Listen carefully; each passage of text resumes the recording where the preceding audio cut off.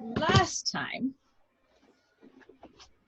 you guys woke up in the middle of the night to the sound of battle happening below, warning bells, and found out that the bandits had invaded the Alderheart, which is the tree center, home of the bird folk. The majority of the bird folk live in this. It's the home of the bird folk society. You helped to fend off the bandit attack, where you've met Alden, who is a member of the town guard. You don't really, or the perch guard. You're not really sure how high up he is or anything, but he was able to. You guys were able to keep one of them alive, find out information, learn of a camp that was nearby, and in the next morning, did a little shopping, gathered with Eldon again, and then joined a group of perch guard and militia to go seek out this this bandit camp. Upon getting there, you guys were faced with quite a bit of battle. Couple fell, couple nearly died. All saved. Not my fault. You decided to give the bandit leader a fucking dagger of venom. Yeah. That puts unconscious people in a poisoned state. Yeah. If it had gone any longer, I would have given you guys reinforcements, but it didn't. It was fine. So you were able to fend off not only the bandits that were located in this area, but Frey Meriden, who was a Vulcan captain of the bandit coalition that you guys had faced previously in this campaign. After capturing her, taking care of the rest of the bandits in the area who scattered those who remained alive, you found a lot of the members of the perch guard from Meadowfen, where you started, had gone missing, were held hostage in this bandit camp. You also discovered quite a bit of gold and some magic items.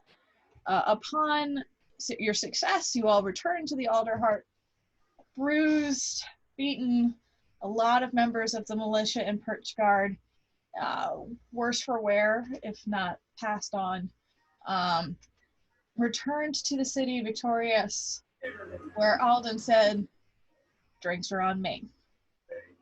And you guys started heading towards the Defiant Pixie for some much needed celebration. I will say, since Hannah's not here, that Red, after having taken quite a beating herself, was just very tired and went up to bed as soon as arriving. Probably grabbed a bottle of wine off of the counter. Probably didn't pay for it upon doing so, but just kind of snuck it and walked up the stairs to rest while you guys all walk in the door. What would you I go to climb up on a stool, and I just fall flat on my ass because I'm fucking tired. As you approach the bar, you are not only surrounded by your friends, but also by other members of the militia who had fought in other areas. And Alden himself has left you guys, or actually left the owner of the Defiant Pixie, whose name is on my papers here somewhere. I'll find it. But left him with a little patch of gold, and then turned to you guys and just said, well, I think I should send a report and get this one back over to the people in charge. I'll be back. And he takes Frey and leads her off from the bar. And see you soon, darling. I try to climb a stool again and I fall flat on my ass again. Would you like help? No! I can do this! I would Let's see if I actually make it up this time. I guess I make it up this time, yeah.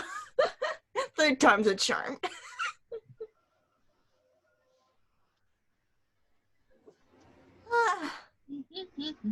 Mhm.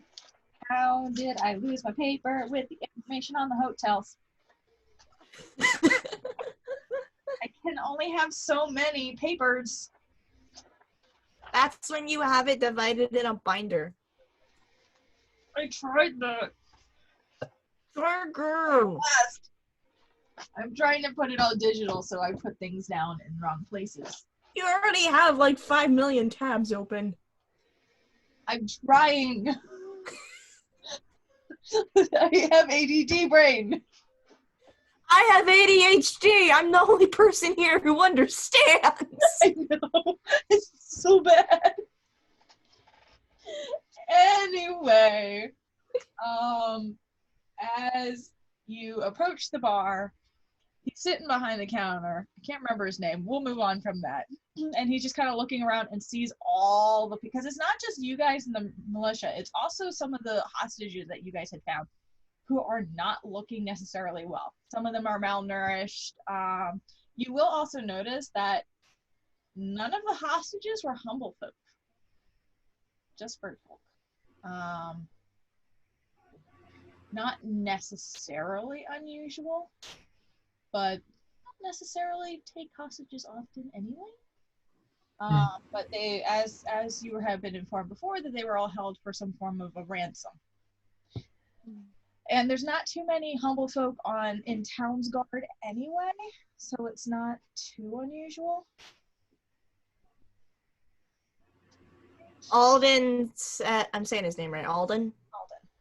Said that that drinks and everything were on him. He already provided coin to the owner of the bar. I was about to say, it's all on Alden, start a tab for him. And I say, all of it. Not just drinks, all. Got it. And I'm assuming you got a lot of friends here.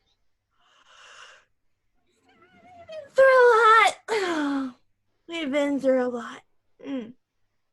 Right. Let's get some stews out. And motions to some of his servers and Still sounds nice. providing food and care for those who need it, as well as drinks to everyone in the room. It is raucous. There's a whole bunch of people celebrating the fact that they've survived, that they've managed to be successful. There is some mourning of lost friends. It is loud. Man, I just had a bad thought in my head. I was just like, cracked chicken sounds really good right now. And then I remember you say they were serving bird folk. There are bird folk.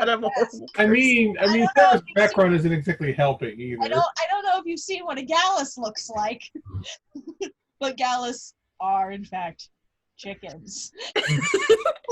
No, me, Paige, wants some fucking cracked chicken. I might make some tomorrow, so I have to head to the grocery store. So I almost thought of saying, Zinzi's craves some cracked chicken right now, and then remembers that isn't the owner like a fucking gallus? No, he's a servant. He's a servant. He's a basically. But there's some gallus among the group. You're an owl. You don't count. There are a couple gallus surrounding you, by the way. Not just roosters, but other different types of fowl birds, like Turkey, quails and stuff. Quail, turkey, all that. God, I'm a horrible person. I'm just me, Paige. I want cracked chicken. And Yeah, the owner is sort of this rough and tumble deer-looking guy. He's got huge antlers, and he's just wearing like an old tunic. He's got his apron on. He's got his sleeves rolled up. He just looks like a tough guy, and you're kind of like, you decided to go into restaurant business? Why? He sounds like a mix of the Great Prince of the Forest from Bambi and fucking Louis from Beastars. Kinda, yeah, but like beefier. Like beefy.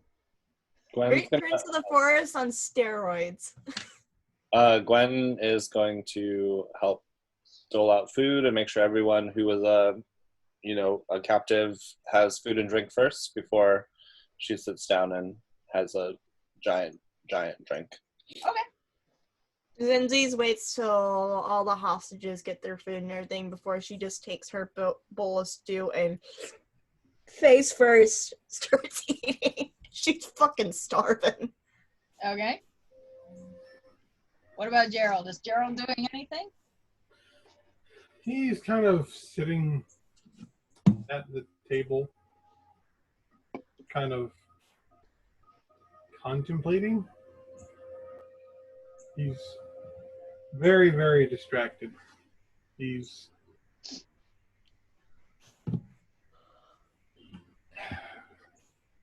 still. He's not do.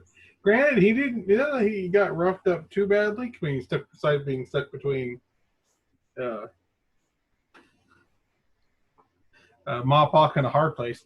Got stuck in the middle of like, he's more trying to mull over in his head what he does know and who he knew and how he knew things were. And the glaringness that the majority of the refugees in this bar, if not all of them, are bird folk. It kind of, as he kind of looks around at them, he looks pissed. He looks genuinely angry, which is not an expression he normally has. While Gerald's thinking, Zenzi's just snatches a bread roll from his plate. She's hungry. It's just like what that thing that squirrels do. They're like, when their cheeks get bigger. She's stuffing her cheeks. I have to say she's actually half chipmunk at this point because her cheeks are poofy at this point. Yeah, he absolutely notices. He's just like, leave it alone. She wants to die. She got stabbed. She got poisoned. She can have a bread roll. he just looks very contemplative, and really hopes no one brings up what you called him. He's just kind of sitting there like. Wait, do I notice that he's contemplative? Make an insight Probably. check. And Insight check. make a deception check. You can hide that. 17 on insight.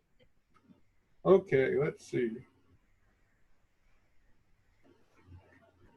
I would say I would say you've had a rough day, Gerald. I'm gonna give you disadvantage. I don't need disadvantage. I rolled a 14. Okay, thank you. Because I thought I rolled a 1. Granted, I probably need disadvantage because I have this +7 to deception. But he's just like, nah, I can't even think.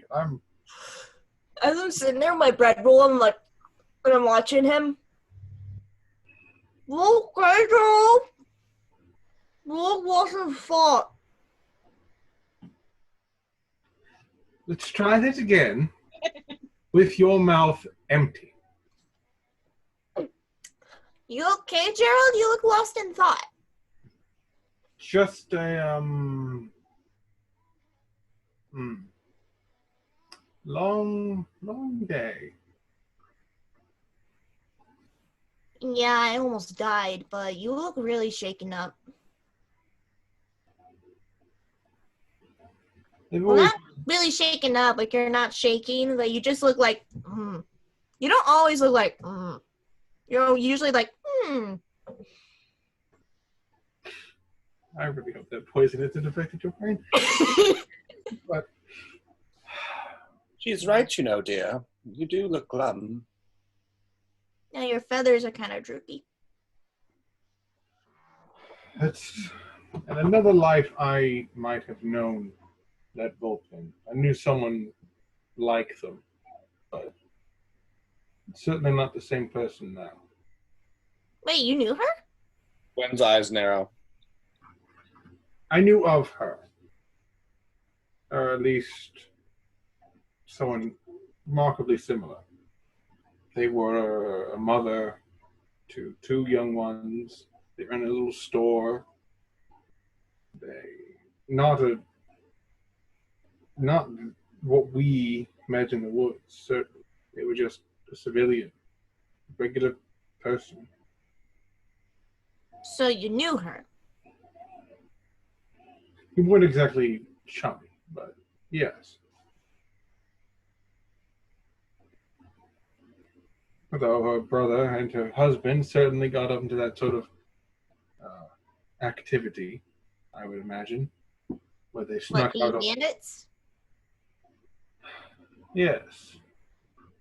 So didn't know them very well. But you kind of knew them too? A bit. Knew of them.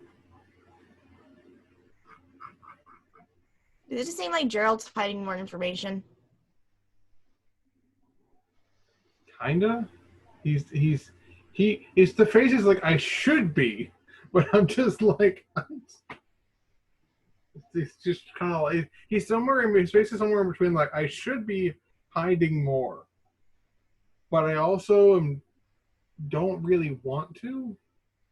Like it's a very conflicted face. I glance over to Gwen and try and just like give her like a knowing look as Gerald is speaking about how he knows these people. Gwen, who was like extremely raged when she saw Frey and like, you know, her relation to all the banditry and stuff, is just kind of like trying to like take small, tiny breaths and like keep her cool. And then she's going to cast Detect Thoughts. Oh goody! Oh goody! You did that, I'm gonna go start some popcorn. Detect thoughts, bitch! This is a popcorn moment, yes. This is indeed a popcorn moment. I need popcorn for this! Do I need to roll a save for that? To evade the mental interrogation. Even if I'm able to evade the mental interrogation, that will also be very telling. We'll change this a little bit.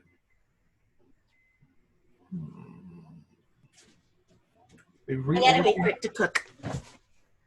They've reorganized the page a little. It threw me off.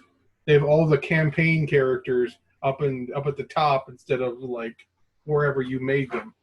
Yeah. It's like, It's kind of nice that they, like, if you have characters that are in campaigns, they'll put them at the top because they appear to be priority characters. yeah. You can also change the setup, too, if you want to do it, like, A through Z, or by level, or by modification and stuff.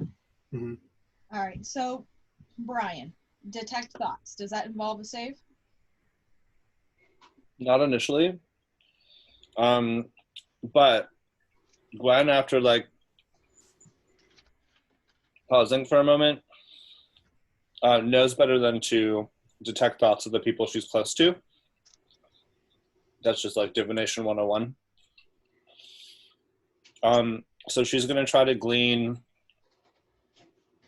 the thoughts of the people around us to distract her from this. Okay. But, I mean, it's kind of like a room full of people, so it's up to you if I accidentally listen in on Gerald. Sneaky bitch. It's just surface thoughts. What is this? What is your general spell save? Just to see. The DC is 12, and it's wisdom if I try to probe deeper into a target. Okay. But it would be wisdom. Let's see how I want to do this. Well, first, so what do you see? Just like you said, surface thoughts. Is it images, words? It's basically whatever is most on their mind at the moment. Okay. It doesn't really describe, so that's up to you.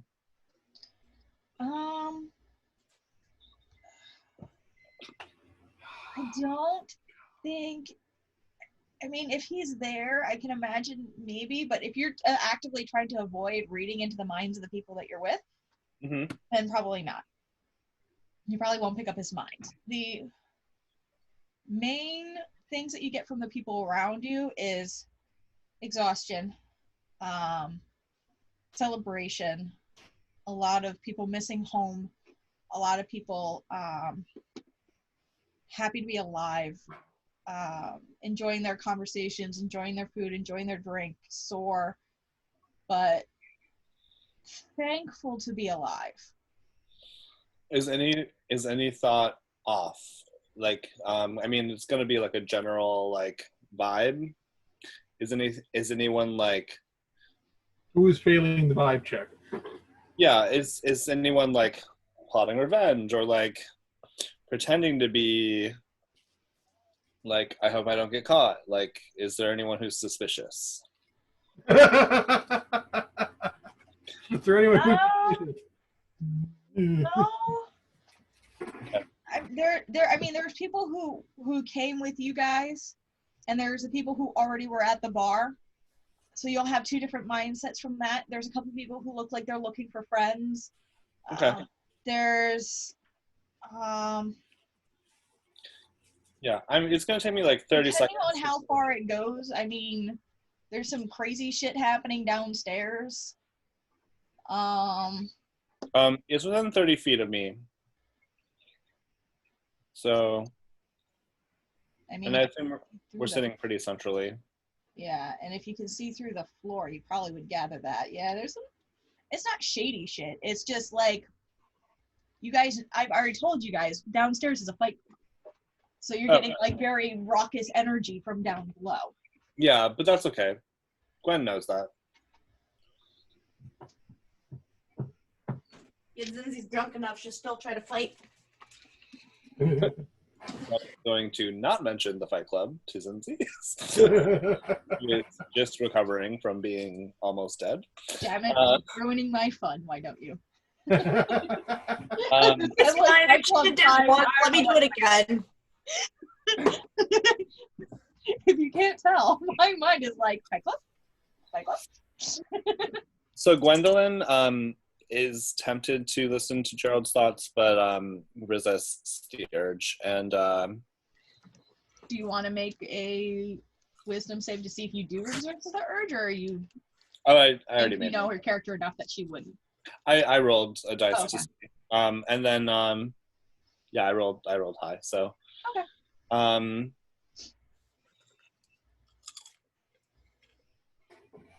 She's gonna probe the bartender real quick. So he needs to make a wisdom save? Sure.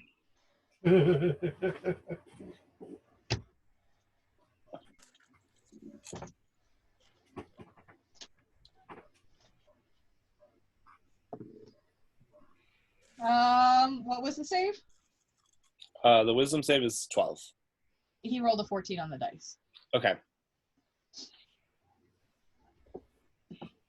She furrows an eyebrow, like, I get to know why it didn't work, though. So is it his emotional state, or is there something that like he's thinking of or worrying about? Or is he just like not thinking of anything in particular? No, he's just working. Okay. He's focused. He is a very. He's type A. Really rough from a physical standpoint. He's generally a very easygoing guy who will do whatever he can to keep his business safe. So he's a hardcore worker. He's a workaholic. He lives for work, and right now he's fucking busy. So we're just feeding into his work addiction. Probably. Don't break his pub and he won't break you. That's fair.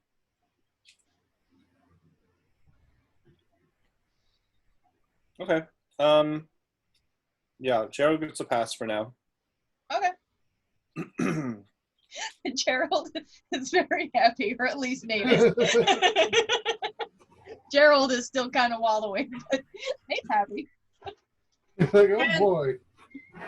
Can these fucking election numbers stop texting me? Oh my god, this is an invasion of privacy. Oh, yeah. Dude, it's gonna just get worse. Like, where the fuck did they get my phone number? Bunch of fucking Republican bots are texting me. At least the ones that keep messaging me are Democratic. I had never signed up for Republican. I'm independent, so I don't know how they got my number. Oh, I'm in a Republican state. That's why. Hey. All right, so If you want to detect any thought from Zenzi, she's just like, wow, this tea's really good. I want another roll. Where's some more ale? I'm really fucking tired. I mean, That's the first time you ever hear her curse is in her thoughts. I mean, maybe like a couple of surface emotions from Gerald. Not good. Gerald is like, he's very conflicted as far as on the surface. Like, not very specific about what. You could probably guess if he has some sort of history with that particular person, that there may have been some confliction, but like over what is kind of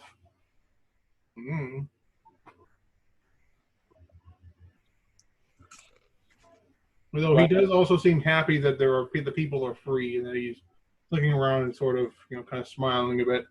He looked angry for about half a second, but then he's like, fuck it. I'm just going to reach over and put one of her tiny little paws on Gerald's after the spell ends, just to make sure that, there's no crossover. And she's going to look at him and go, you did good today, kiddo. Nice work. You saved our little Jerbian friend. Face is stuffed again. Cheeks are puffed out. Mm-hmm. He puts another bread roll on her plate. Oh, she just takes a bread roll and she got them cheek pockets because she's a squirrel, Jermaine. Yeah. Cheek pockets. Used to be my favorite part of having a hamster was watching him walk around just like just like, why? I should have made her a hamster. Fuck. He's progressively making her a smaller mammal.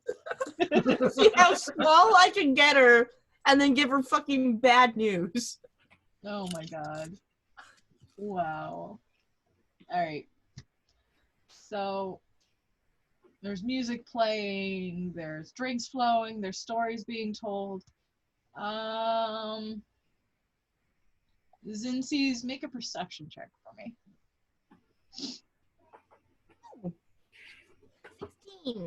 16? Yeah. Okay. You do see that a couple of the members of the Meadowfen Guard that had gone missing those weeks ago are there, are rough. They're people that there's a couple that you recognize as those who used to pick on you, because they all used to pick on you. But they're I stare them down. and nearby. They don't see you, but they're. I still stare them down. I'm just staring them down intently while I stuff another bread roll in my mouth. Okay. Choke. We went through all that trouble of saving you, only for you to choke on bread rolls. I recognize those guys over there. Guardsmen, I imagine? Hmm? Guardsmen, I imagine? I still did not comprehend that. Paige did not comprehend that. Guardsmen. No. More like town bullies. They were part of the guard. And I still say that. More Yeah, like town bullies. I didn't know if I was clear. Yeah. I see.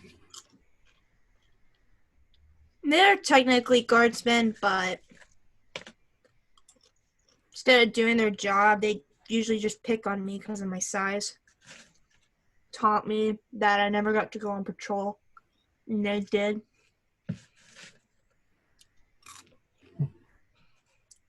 Well, if you'd been out on patrol, then no one would have been there to run off and rescue you, would they? Mm.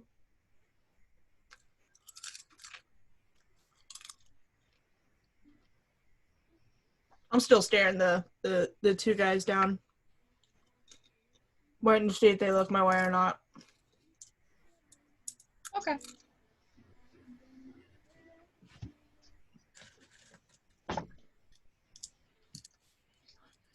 Making you roll for this. They don't? 5. I just let out a sigh and I turn away. The second one was a 6. So Oh. that'll do it. Damn it! This is the one campaign that doesn't want me to start drama. Sorry. It's okay. I even put them there to cause drama, and nope, they dense. I say no. You're supposed to leave the denseness to Darren. It carries over to my character sometimes. I just no. Turn away from them. They're not worth it. As the night goes on, and you guys enjoy your food, enjoy your drinks. Alden does come in, waves to you guys, goes and gets his own drink. He's around. After about another hour or so, another figure comes into the tavern. You see a Corvum looking around. Make a perception check, I guess. 15. 15?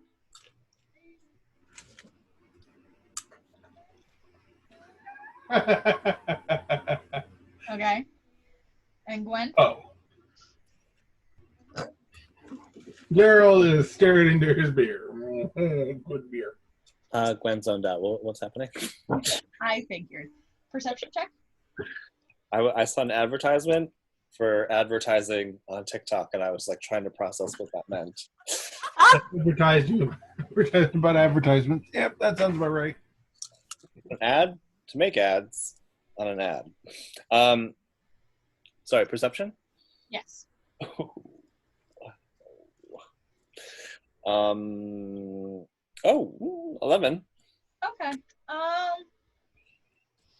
For Gerald, it's just someone walked in. You go back to what you're doing. Gwen, he looks kind of familiar. You can't quite place it. But for Zinzi's, you notice, even though he's wearing kind of like an older cloak, he's obviously trying to blend in. You can kind of see underneath it some of the finer robes underneath. He's got sort of like a navy blue with like a silver trim. And as you're looking at him, you realize he's a member of the council. He's a member of what? He's a member of the council. Ooh. Ah. He's looking around, and then he spots you guys and starts heading in your direction. I just go, heads up, councilman approaching. Sip, sip. Can we understand that, or is there too much food in your mouth?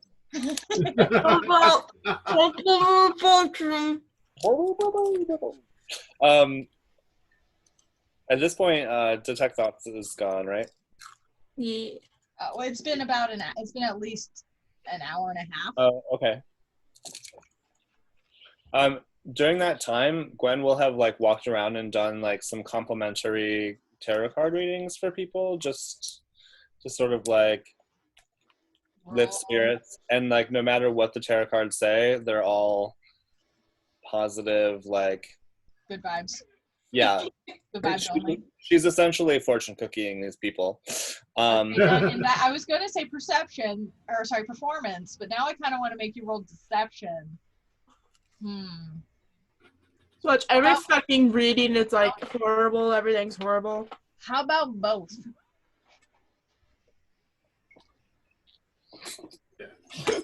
Okay, no, those. Why would you do that to me? You're the one who said that you didn't care what the cards were saying. You were going to tell them good news. Okay. So white is perform and black is deception. Okay, so for my performance, I got 13. Okay.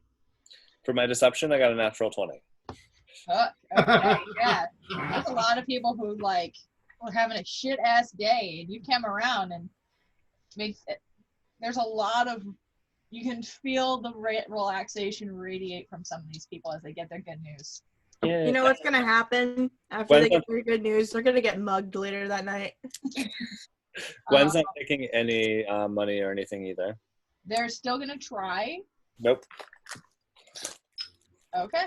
You've been through enough, dears. It's all right. Gerald just strumming the lute. Thank you so much. Gerald's just strumming on the lute. Diddly-diddly-diddly-dee. All right. As intro casual tavern music.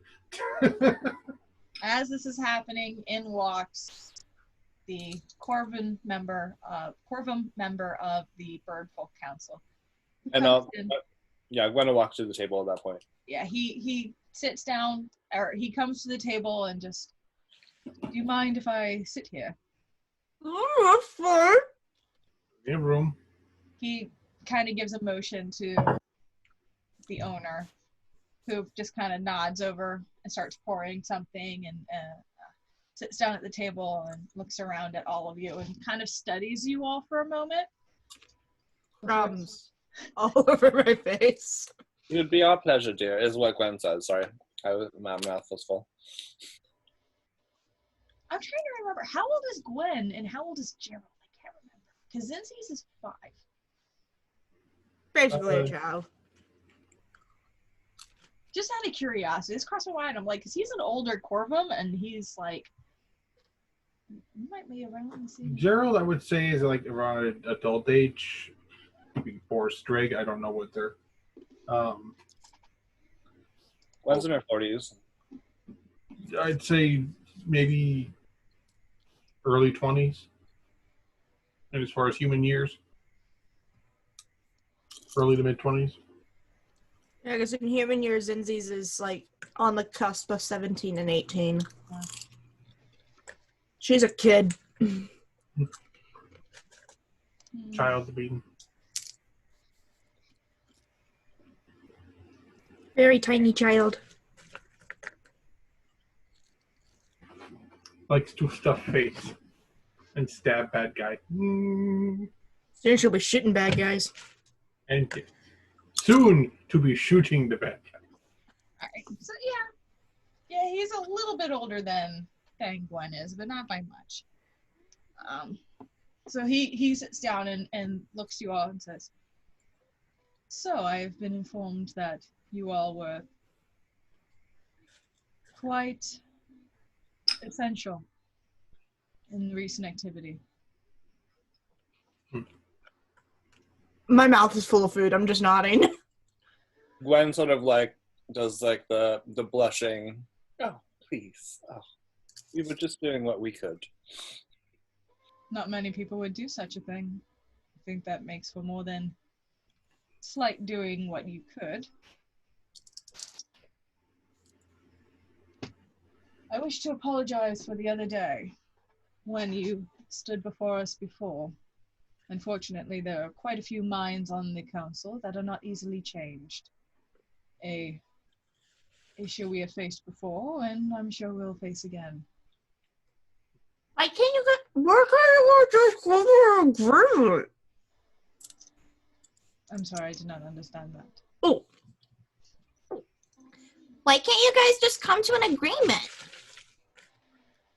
Zinzi knows nothing about politics. And he just kind of gives a little chuckle and goes, unfortunately, politics are a little bit more complicated than that. Yeah, no kidding. And luckily, you were able to, in fact, help the members of your community as you originally came here for, and Only a few of them. actually, it was all of them. There weren't any humble folk that went out for that trip to begin with. You just happened to notice that if there are any hostages that were from Menophan and from Ashbarrow that were there, they just happened to be bird folk ever Mhm. in that kind of state. There's all the people who bullied me. Well, bird folk tend to take over the more political landscape of Humblewood, and the humble folk are just kind of trying to find their place within that community. So we're the minority, basically. I don't know if minority is the right term, but they're definitely not. They're not really seen in a position of power. Since the two communities joined, it's more like the humble folk merged into the bird folk society rather than the two merging together. So like even in the town that you grew up, even though it was a middle of a field, nowhere near the wood, it was run by a gallus. So any of the higher ups typically tend to be bird folk. And so the purge guard is more common than than any sort of humble folk in the militia or guard. You are actually part of the minority, being a humble folk. Oh, I am minority. Yep.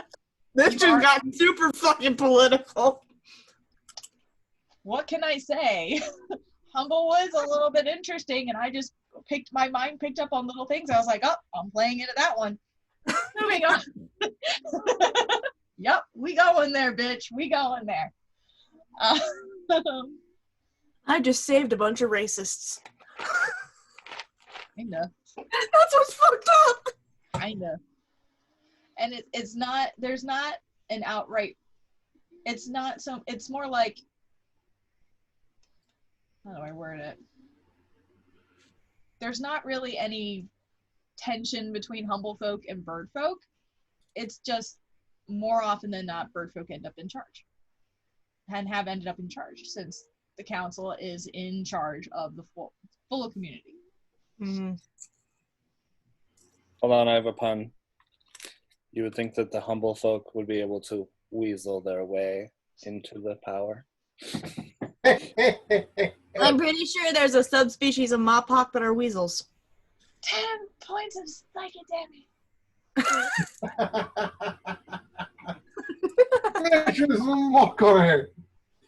I actually did find someone created a weasel folk homebrew, and I was like, that's going to be part of fucking Humblewood. Yep, that's part of Humblewood now. Let's just bring in... Originally, I put them all under Derbeans, but... Make Sprinkle an NPC. Which is already done, you just haven't gone to the right town yet. Are you kidding? Tell us about this blue giant that terrorized him. It's a little crazy, too. Moving on. Sorry. Got sidetracked. You brought race and politics into it, so I just wanted to question it more. Yay!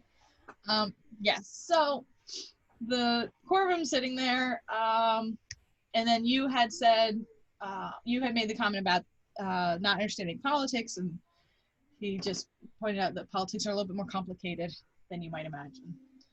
Mm-hmm. So, first things first, I should warn you, there are certain members of the council who believe that the bandits in that camp had taken over quite a few of our transport caravans and are currently looking for their collection of gems and coin. Not saying that you would have ever helped yourself to such a thing, but if you had, in my mind, you earned that.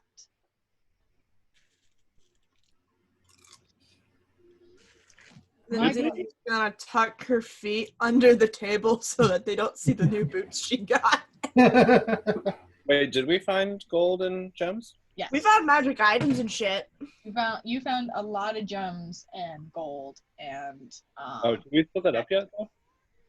We haven't divvied up the gold and the gems yet. No, Okay. you guys We just gave everyone our magic items. We were gonna divvy up gold this And has like a shiny new crown on her head. It's a brooch attached to your head wrap. It's fine. Yeah. I don't know if I took anything. I can't remember what was dropped. I don't know. Figure it out later. I've got it all written down. We can worry about that later. No. My question to you all is, what exactly do you plan on doing next? Well, I still want to make sure aid gets into Meadowfen.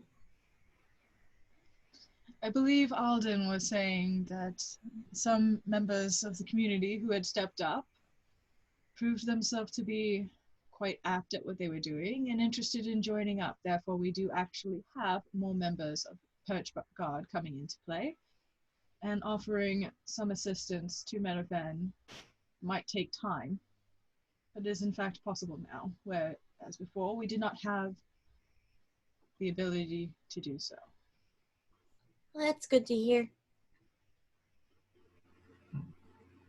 Anything else?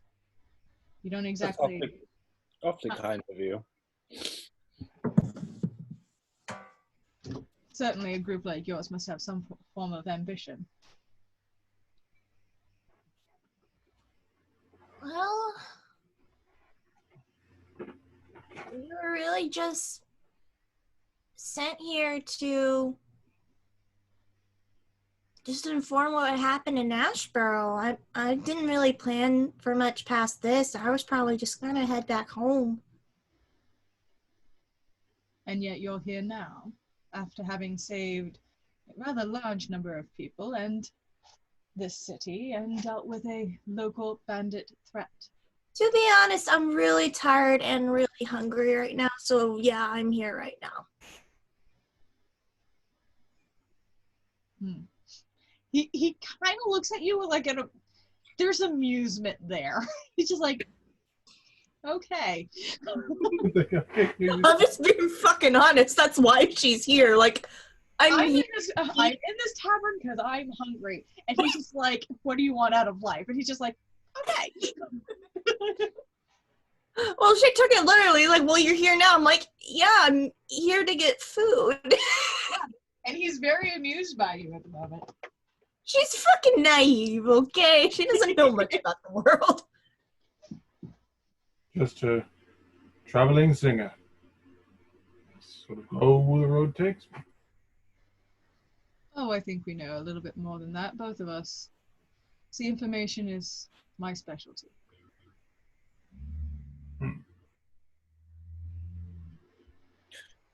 Since you may have information about this, can you tell me, definitely like sidestepping that, tell me if the school, I forget what the name of the school is, where my son is. The Avium? Yeah, the Avium. Has the Avium been impacted at all by these raids or banditry? Not so much. They are quite well fortified at the Avium. I Certainly imagine. on the outskirts there have been raids here and there, but getting in is not so simple. Even for members of the Avium.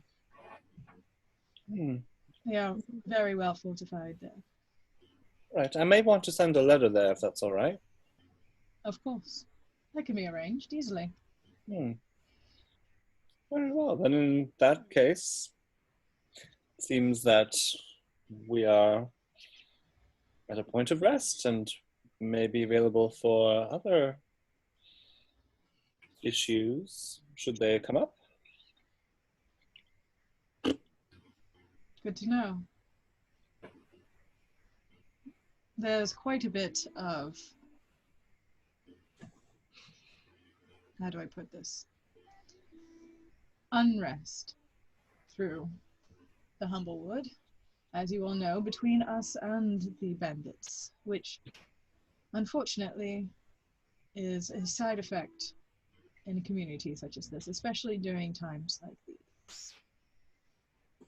And while I can understand Benaceridin's anger, it is not something that we can keep having around. Therefore, I know the council was looking to hire outside help. If you're interested, I could continue to put forward your names. which reminds me, I seem to have forgotten my manners. I am... I am looks into his own book to read his name. As he looks at his note. I am Speaker Conrad, and you are? I just heard that as Speaker Conrad. Conrad. His name is Conrad. Conrad. Hello, I am Speaker Yeah. Conrad. I'm using the wrong accent for this NPC. Yeah, you must speak like you're from Mother Russia. I must change my tactics from now on. Switch back. Speaker Conrad smiles upon you. I now know how that Mercer feels. Okay. I just had a horrible idea for Friday, but I'm gonna come back to that later.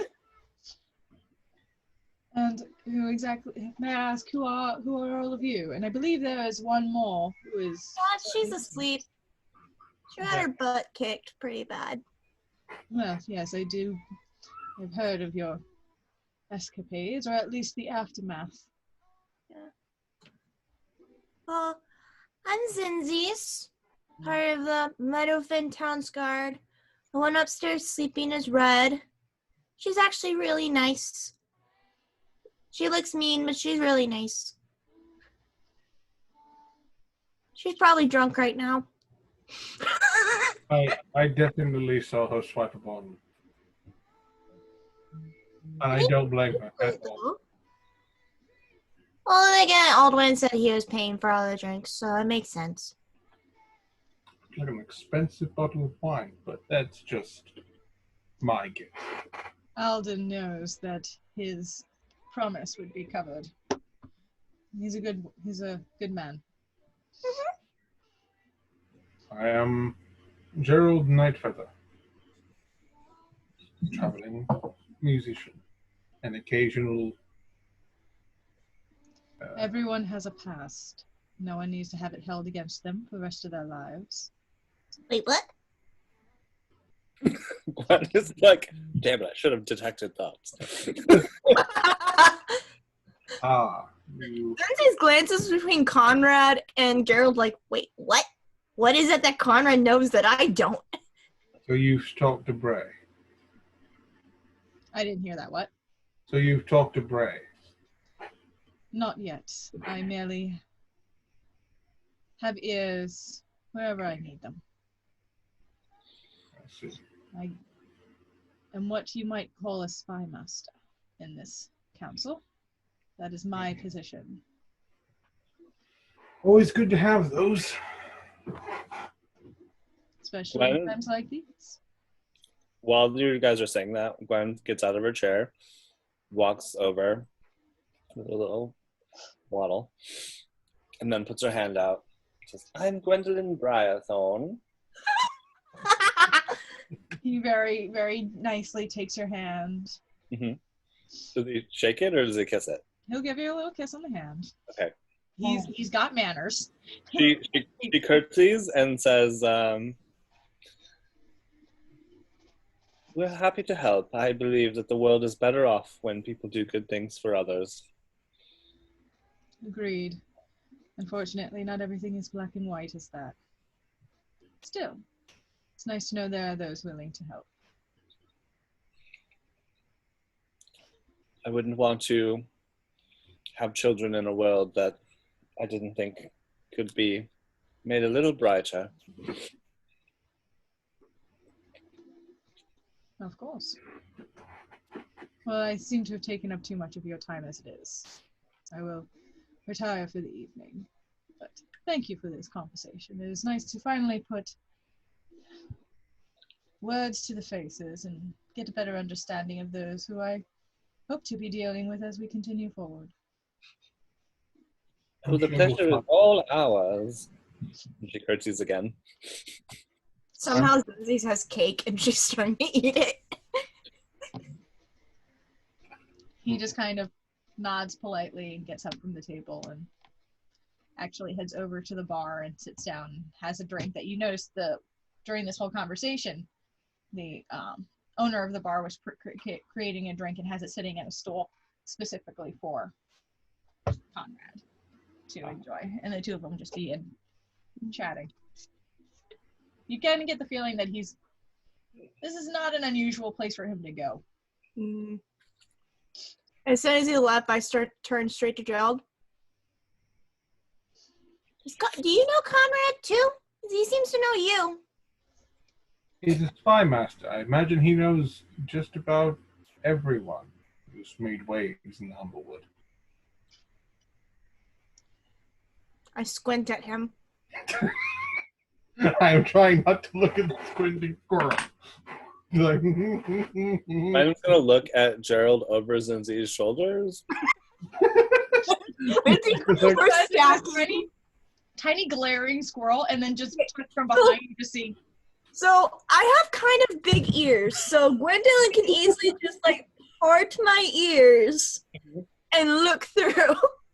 She's gonna do that. She's gonna sort of like kiss you on the forehead, Zinzi's, like the way an auntie would do.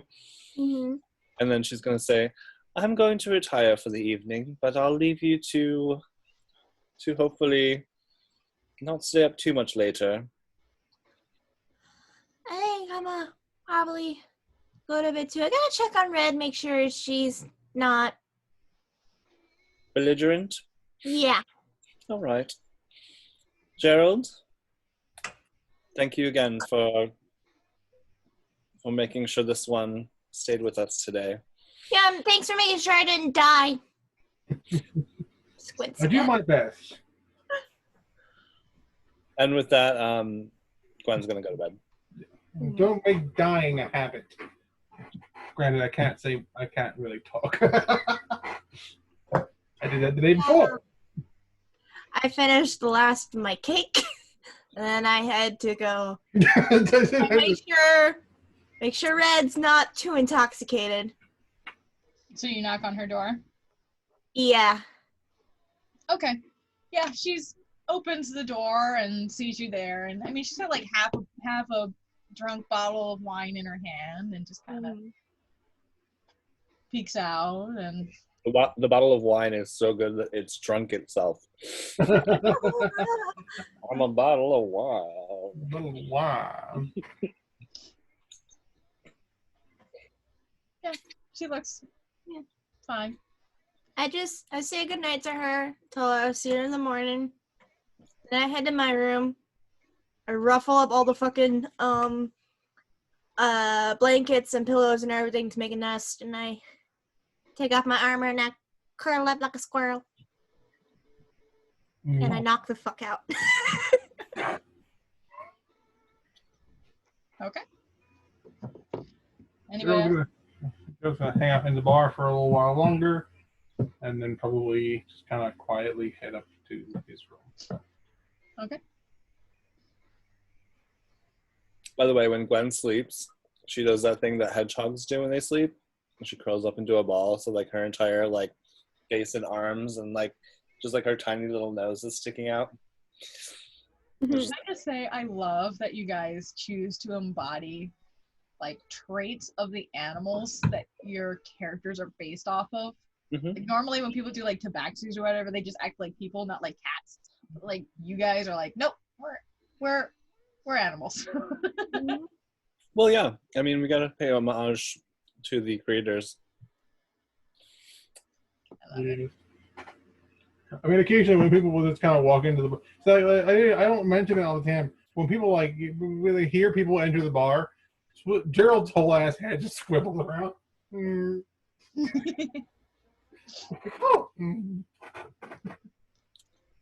Why be anthropomorphic if you can't like get the best out of your? I'm here for it. I think this is so entertaining and I love it. Every minute of it. Is there anything else you guys wanted to do this night?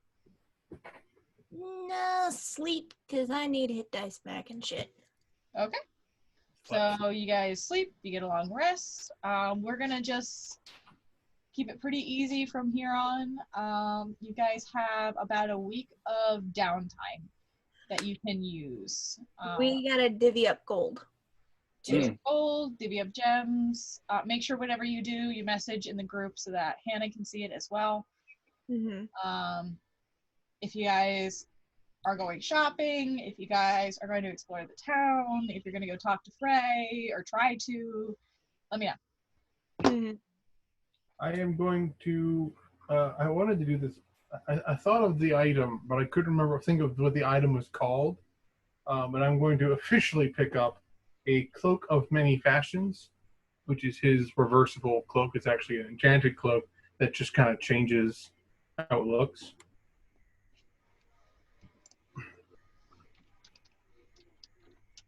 I also have a lot of retroactive statements to Sarah that I forgot to make because I'm dumb.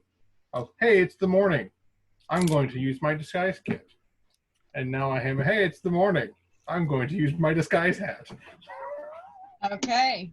Are you using, you've got the hat, right? I have the hat now. Okay. So you don't have to roll. You're good. All right. To everyone else in the party, I don't look any different, but that's for reasons. Oh. A wondrous item. It's common. All right. So you're going to go purchase it or look for a place to purchase it? Yeah. Okay. Wait, should we divvy up the gold and stuff first? Yeah, we should. Yeah. Because I have, like, no money. Over a cup of tea Yeah. and breakfast? Yeah.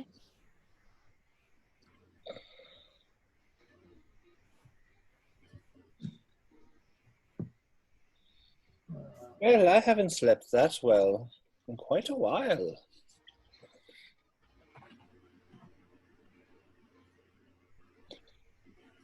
How are you all doing? Mm. I just assume Red's still asleep in her room. She probably hungover. Probably.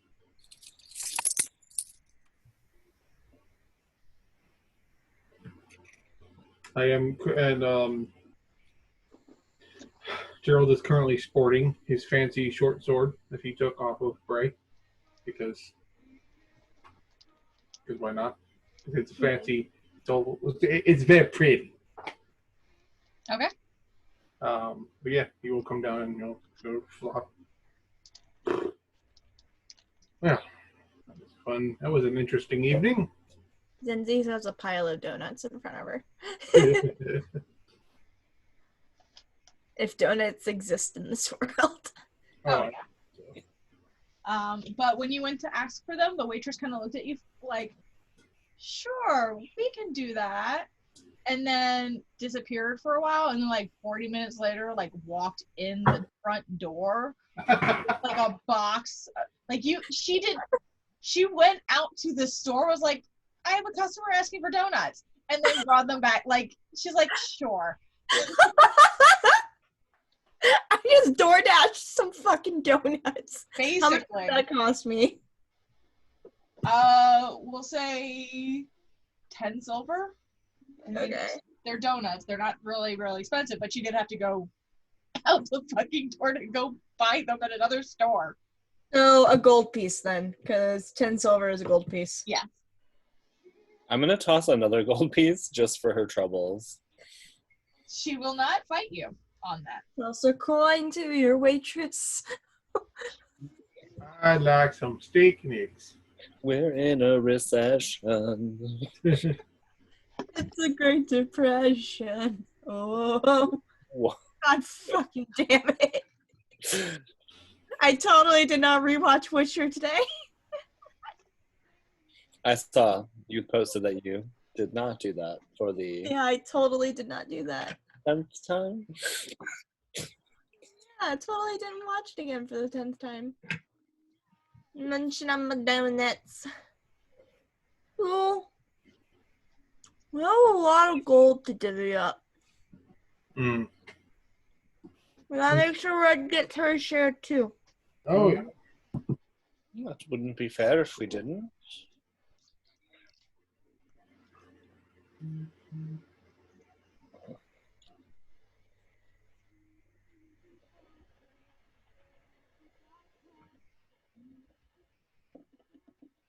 So how much fucking gold did we get? Oh, I thought one of you guys had written it down. I'm sorry. I did not. I'll look it up. I never didn't take realize- notes. You know me. I assumed that you guys had it written down. One of us in the party had it written down, just not me. I have here It that might it's have, 10 million. it might have been red and she's not. And the gems are also equal to 10 million. Yeah, okay. No, I'm sure that's not the case. Okay. No, that's what I wrote down, though. Oh, it looks like we now own the Elderheart. And Look, right here. everything. I did it. You have from Frey a fine suit of studded armor leather, obviously pilfered. The short sword with the rose insignia. It's not magical, but it's really good craftsmanship. You have a brooch of shielding. A pilfered bronze ring studded with rubies. 3 daggers. A dagger of venom. Boots of speed. Another set of leather armor. A chest of coins that comes to about 350 pieces, gold pieces, and small gemstones, about 250 gold pieces worth, and gold and silver plated urns, plates, and utensils that look like they're probably worth a pretty penny. You have to find someone to buy them from. Let's see if Eliza wants all this cutlery. Could be worth So we more. basically have like adding up the gold and the gems, about 500 gold pieces to split amongst us. That's 600. Dear. 600. 700. 600 because it's 350 and 250, so 600. Yeah, 600. Sorry. I math really good. So Yeah, that's 200. The goodest at math. 150 gold pieces for each of us. Yeah. And I have the What did you just drink? That is so good! Oh my god! Tiny bottle of alcohol. What is that? It's Oh yeah, she cinnamon had liqueur. potion bottles. It's 49.5% alcohol, but it's cinnamon liqueur, and it is so yummy. And I was pouring it in my drink, and now I kind of want to just drink it by itself. But I'll behave. What is it? Cinnamon liqueur. Ooh, yes. I went to Total Wines today, and it's a warehouse for alcohol. I miss Aftershock. Has anyone tried that? Nope. Not Has it Shock been- Top. Aftershock? It has I like had a, Shock Top, and that sucks. it's like no, Shock Top's a beer, right? Yeah. The orange beer. Aftershock is like it's a liqueur and it comes with like sugar crystals in the bottle, but it's cinnamon flavored. It's really cool. Without promoting alcohol, when I eventually put this up on YouTube, I have a Party 99. She just bought potions. That's what she did. It looks like a potion. Sarah, I love you. I spent way too much money on alcohol today. I'm just saying. Like, I don't have the money to be doing this. But did you know that Jim Beam makes maple whiskey? Like, what is smoked maple whiskey? I needed that in my life. Honey whiskey is also super delicious. I like Tennessee honey whiskey. Yes, that's really good. But I did not pick that up. I picked up Funnily enough, whiskey. at Tent Talk, the first actual alcoholic beverage I received was from the Riddler. He set up his tent. I sat down next to him. We started talking. He poured me about a cup about this full of Tennessee honey whiskey. We drank it together. So like, oh, and I hadn't eaten yet, so I'm just like, oh, I have made a terrible mistake.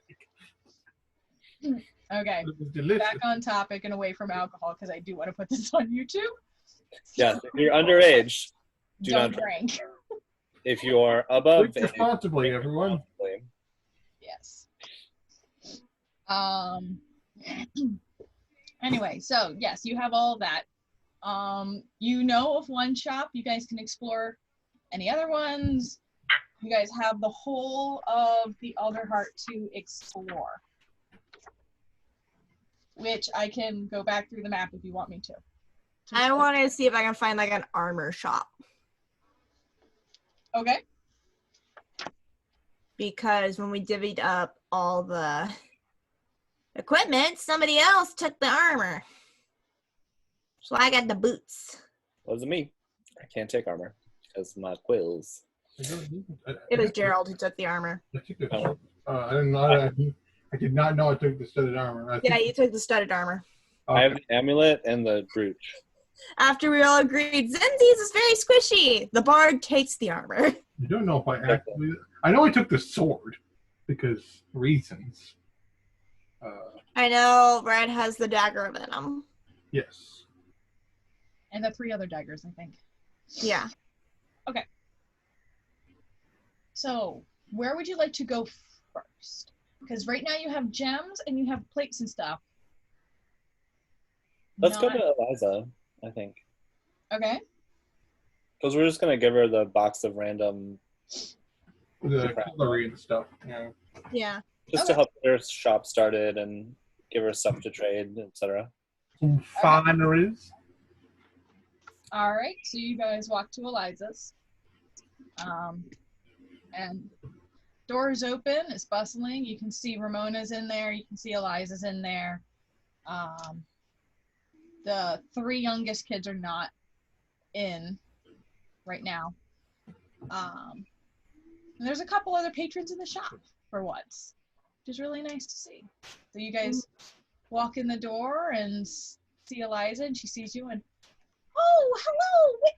Oh, you guys look a little rough this morning. What happened? Bandits.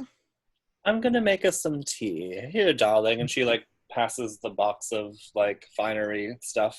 It's gonna make tea in the middle of a shop. Oh, No, she knows where she, walks up the stairs to the fireplace.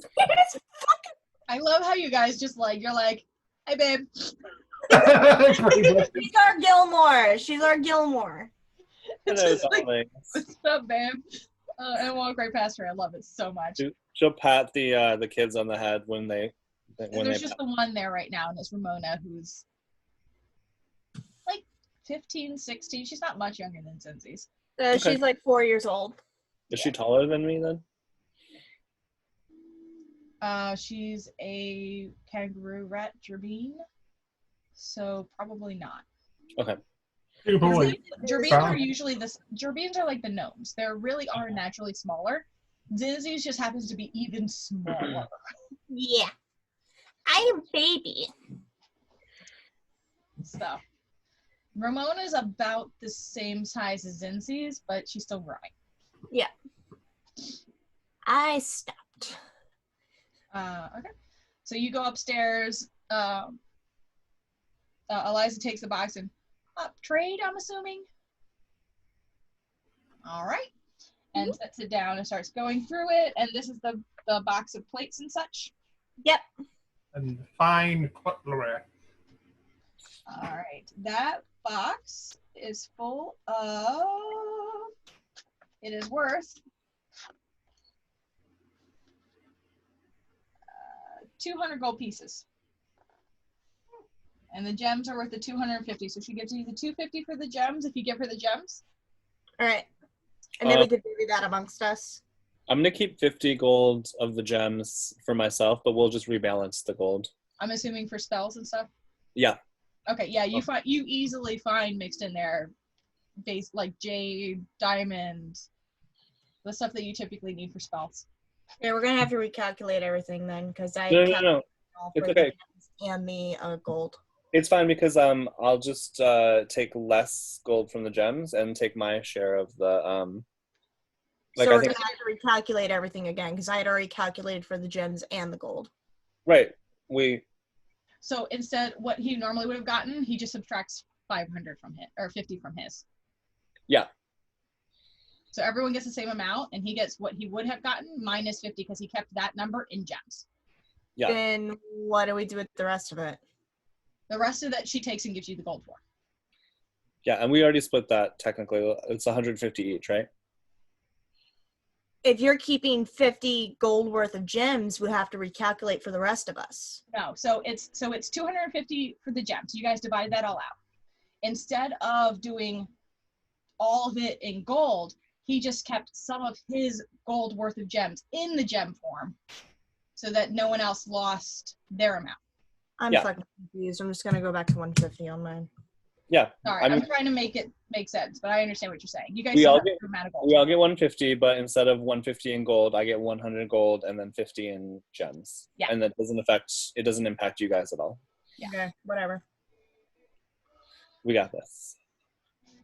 Okay. And then it's just the 200 in gold from the dishes and stuff. Which that will be 50 gold from the divided evenly amongst us. We did not calculate the dishes. We didn't calculate the dishes. Right. Are we taking gold for that, or is that just kind of like our gift to Eliza? That's up to you. She thought you guys were bringing it for trade. I'm going to just refuse my 50 gold and just let her keep it because she's helped us out and because she is taking care of the Gerbian children. I'll take the gold. I need stuff to spend. Plus, we'll be coming to her for spell components for, quite a time.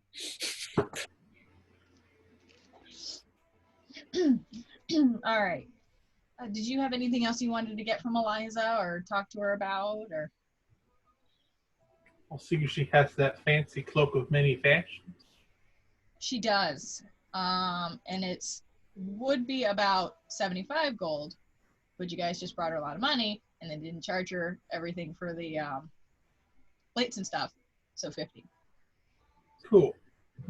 50 gold. There you go. Now I has. It's funny, you just got 50 gold and you gave it right back. Exactly. Exactly. Exactly. Yep. She doesn't sell armor here, does she? Not really. She's got a few magic items. But most of what you see is very mishmash. She's basically, she's treating herself like a pawn shop right now. Just like a really upper class pawn shop. So she's working on it. But I mean, you can either go look for an armory, or you can ask around, or. Yeah, Zinzi's gonna go look for an armory. Did you want to ask anyone where you might find it, or are you just gonna look on your own? Just kind of explore. Okay. Then make a perception check for me, please.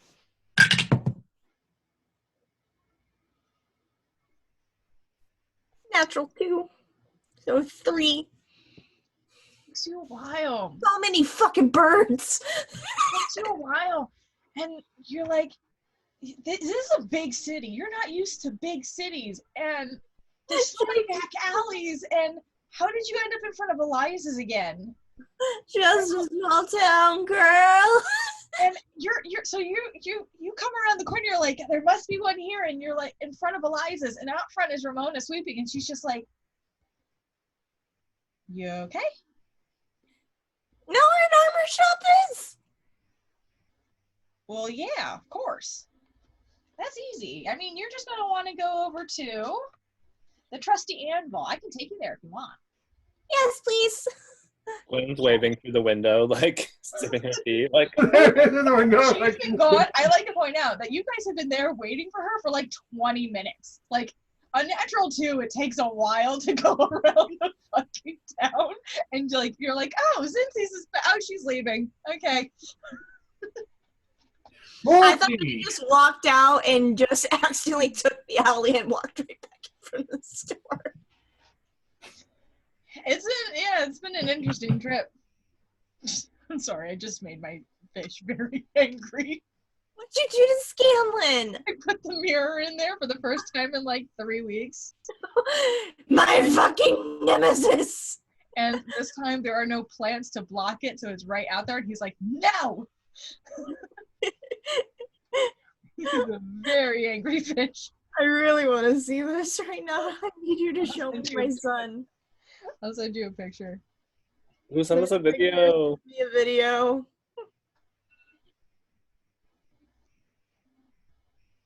It's an angry fish. Anyway. Yeah, so you are taken to... Where are you going? Where you going? Where are you going? Are there any girls there? That's an angry fish. Man. To the trusty anvil. And you can hear the blacksmithy going on. And you can smell some of the tanning process coming from inside, so you can tell this is a pretty good establishment. So you walk into the trusty anvil, and you are greeted by a very large mopok, but not the typical raccoon mopok that you've been seeing. This is a honey badger. He's fucking big. Vegas! He's fucking big.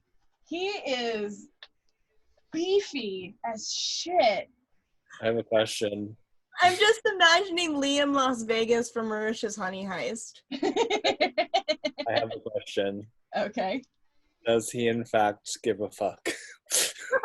Honey badger don't give a shit. So you walk in and you can see this giant honey badger just pounding away at the anvil, and Ramona just walks in without a care. Like, this is an intimidating book. And Ramona just walks in and goes, "Harold!" And this honey badger just turns around and goes, "Oh, it's you! Hey, you brought a friend. Cool. What's up?" He just sees this like tiny, almost albino squirrel who looks like she should be younger than Ramona, but she's actually older. You guys are about the same height, and he towers over you. He's like a good 7 feet. He's big. Wait, that's as big as a fucking furball. Yeah, well, because they're animals, we don't always think about it, but like servants are usually about 6 feet. Mm-hmm. And hedges can be anywhere between 5 and 6 feet. So they typically have humanoid sizes. It's just we're like, oh, they're animals. They must be tiny. Not so much. So he's just like, he's like the half orcs. He's like an equivalent of the half orcs in a regular game. Is how I imagine the honey badger monsters. Big. I'm just looking straight up because I'm tiny for a gerbine. What can I get you? I'm just pricing armor. Oh, sure. I got tons of that. Thanks, Ramona. Come on in. And he kind of motions in, and you're led to the interior. There is another figure in the shop. This is a raptor, but it's a female raptor who looks like she's handling the tanning. I'm trying to remember the word I'm looking for. Like a peregrine falcon kind of design for her appearance. She's pretty young, probably about your age, and kind of looks at you guys and just kind of nods and goes back to working. There are racks, or different armor racks lined up, the different humanoid sizes. There's also, and that is closer to where she's working at the tanning area, and then on the other side of the shop is where there's a whole bunch of different weaponry. So just basically name what you're looking for, and I'll tell you how much it costs. Just looking for some studded leather armor. As I look up general pricing. I only have 226 gold. Please have mercy. I can even sell my armor while I'm at it. Okay. 10 gold. Huh? My own armor is worth 10 gold pieces. Yeah, yours is worth, and studded armor is about 45 gold pieces. So you Okay. can trade it in for about 35 gold. Yeah, I'll do that. Okay. Yeah, easily done. You go over to the Peregrine Falcon, and she's just takes a look over you and kind of gets your size and pulls something out that looks like it'll fit you, and you guys make the trade, and she's just, thank you very much for your service, for your patronage. Thank you. Absolutely. Anytime. You know where to find us now. And I just rustle up my new armor and stuff. Try to stand as tall as I can. My tail's up, my ears are up. I just head my way out. And Has Ramona already left? Huh? Has Ramona already left? No, Ramon is talking shit with Harold. Okay. I just wait for Ramona. Yeah, as soon as you look like you're ready, she just kind of hops down and gets ready to go. You could tell she knows her way around. As a street kid who's kind of been in this town for a while, she knows a lot of people, so yeah, probably a good resource to ask for places. Gotcha. And lead you back to Eliza's. Okay.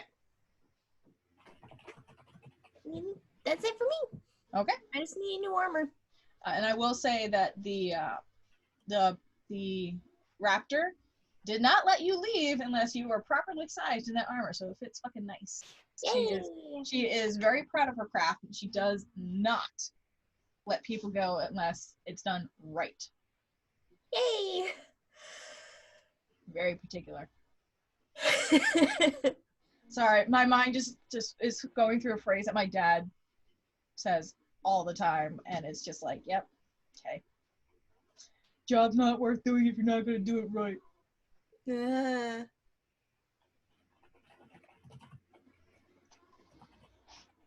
All right, let's go to Gwen. Is there anything you wanted to do? Gwen is going to ask Eliza if she has anything new or interesting, magic-wise. Yes, I happened to get some of those scrolls you were looking for. Ooh. All right. Close this and go to this one. At this point, she's poured tea for Gerald and for Eliza. So you and Eliza are sitting down at a little table. Mm-hmm. She's basically, the other people who were in the shop have already left at this point. It's empty. It's just you two. Is Gerald gone also? Gerald is kind of hanging out outside, just kind of fucking away. Oh yeah, she's literally gonna bring you a cup of tea. Oh yeah, he will gladly take some tea. You will have tea, damn it. He will have tea. And this is probably happening while Ramona is still around, because Zinzi's took a while to figure out that she was lost and needed help. Mm-hmm. So Ramona will get tea also, but like Ramona's kind of helping watch the shop a little bit while Eliza's working with you specifically. Cool. So she pulls out a pile of scrolls and just kind of puts them on the table, and then pulls out a list that she has that have the difference. I had this pulled up and I can't find my tab.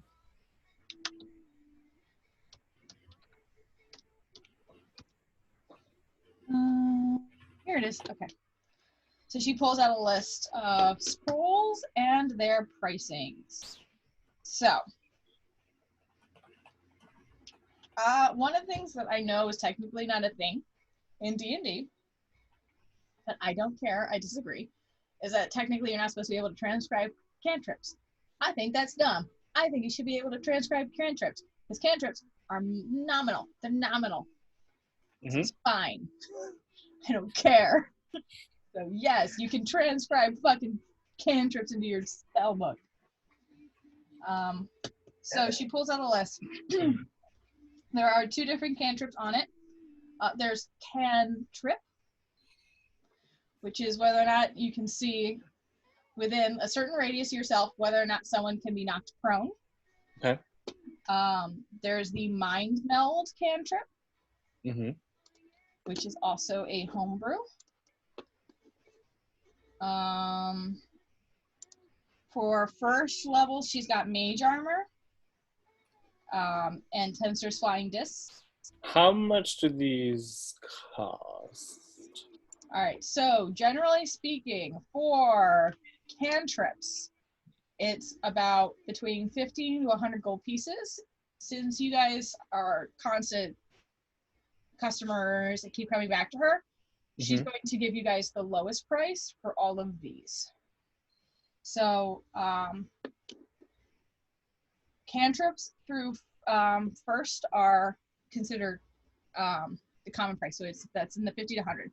So for cantrips, you're looking at 50 gold. For first level, you're looking at 75 gold a piece. For second level spells, you're looking at 100 gold. For third level spells, you're looking about 250. For levels 4, it's about 500. For level 5s, it's about 1,000. Okay. Just to clarify, I have 140 gold. So yeah, I'm looking at I have a list right here where it says like, common, uncommon, and then the scroll's rarity depends on the level and how it fits into that gold scale. So that's why I'm just trying to say this now. Yeah, no, that's good. What is the so what are the first level spells? She has 2 first level spells right now. She's got mage armor and Tensor's flying disc. Okay, and then for second level? For second level, she has invisibility and dragon's breath. Oh, she also has something very special that she pulls out for her first levels that I totally forgot she had. And hold on, let me pull out. Really, Sarah? It didn't save the stupid description. Give me 1 second. It's okay.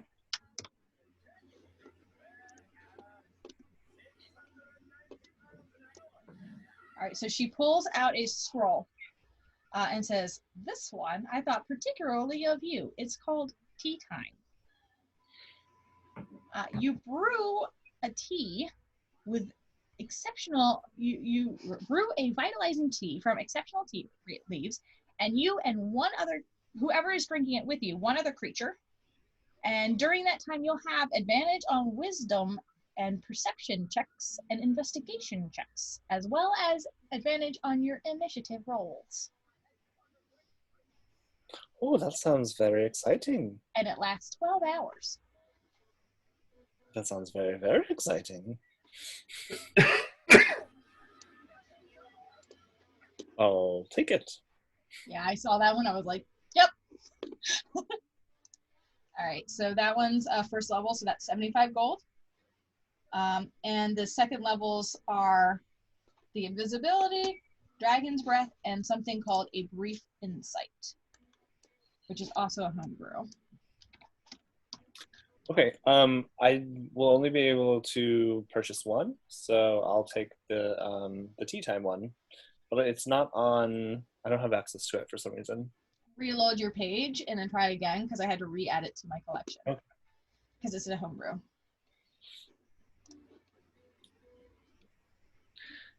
Hey, girl. Yeah, so it's 75, it's only 75 gold for that first level spell. And that's all you want to do? Wait, did you say it's a second level or first level? Tea time is a first level, so it's 75 gold. Okay. Oh, okay. Yeah, I'll take that. Okay.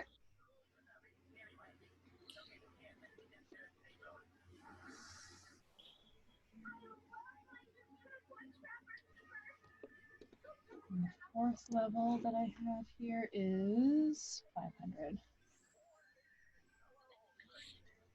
Cool. Anything else you wanted to get from Eliza?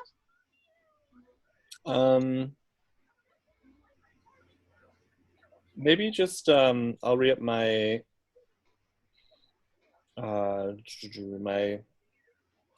my pouch of spell components. Okay. You know the cost of all of those things?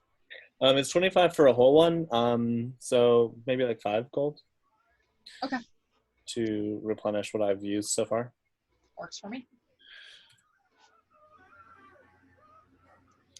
And then she's just gonna sort of like pull out her knitting and like just chat up Eliza, like small talk, just to see how she's doing, how the kids are. Oh, they're doing great. I got the 3 youngest at school right now, but you were such a big help in finding a place nearby. That was wonderful. Their teacher is so nice. One of the Yes. one of the refugees who's just taken over teaching in the town. Yes, I met her. She's very nice. I love every moment of our conversation. And she's such a sweetheart, and the kids come back just so happy about the school. I love it. Well, hopefully they can keep it up.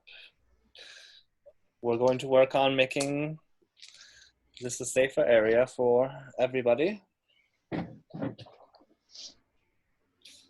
We actually took out a bandit camp.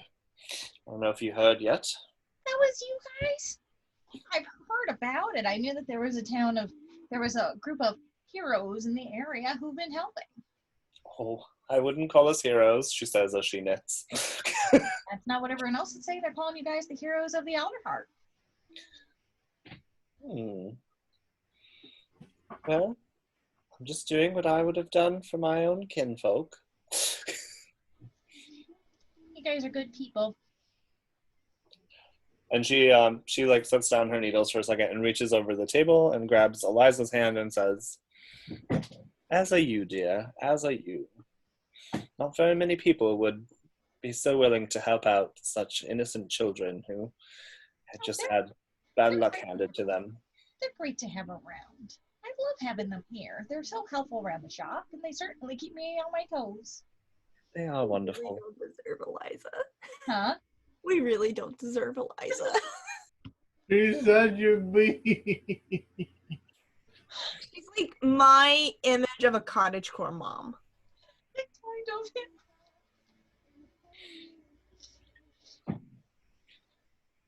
I love her. So yeah, Gwen's gonna offer. Would you like a tarot reading? Why, certainly, of course. All right. She's gonna pull out her card. I'm not gonna do it because my room is a mess. But she's gonna pull out her cards, have Eliza shuffle, and then select 3. And she's gonna pull them. Ah, the High Priestess. It's a good card. I think you will have plenty of good things coming your way as someone is watching out for you. And then the 3 of Wands. This one's interesting. How so? Were you planning on journeying anytime in the near future? Seems you just put down your... Oh, I was planning on staying here.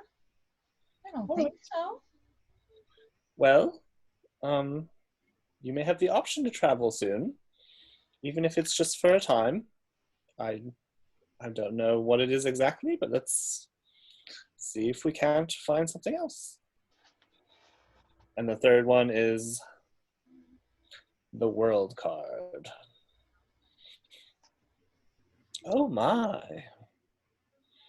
Yes, this is a good card indeed. Great things are coming your way. You think? Oh, that's good news. These 3, this is a very good reading. It means you have things coming towards you, and you may have more depending on whether or not you take this journey. But only time will tell.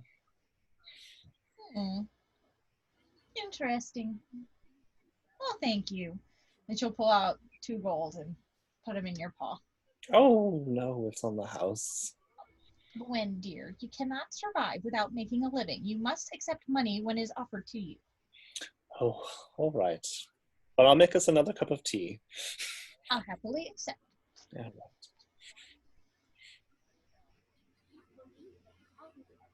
And she goes to make the tea. Okay. Gerald, what have you been doing this whole time? Gerald? Gerald? Nay. Hi. What have you been doing? What have you been up to? Gerald has been outside playing the lute. It's sort of a people watching. Why don't you make a performance check for me? I shall. That's a 23. Damn. Okay. That means Doodling a definite doodly doo.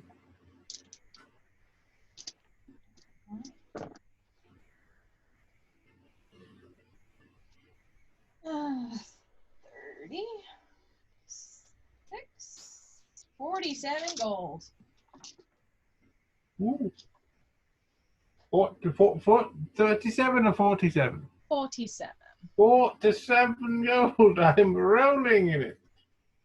The most of them don't spend it very much. 7 years. Cool. I should probably invest in doing so.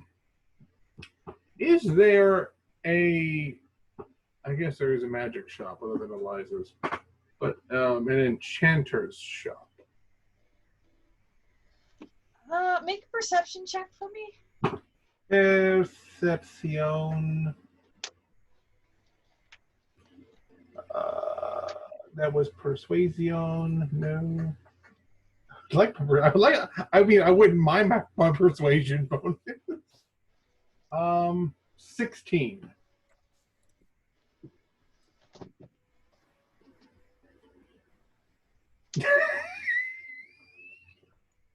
What did I do? Here it is. Okay. I couldn't find any of my papers.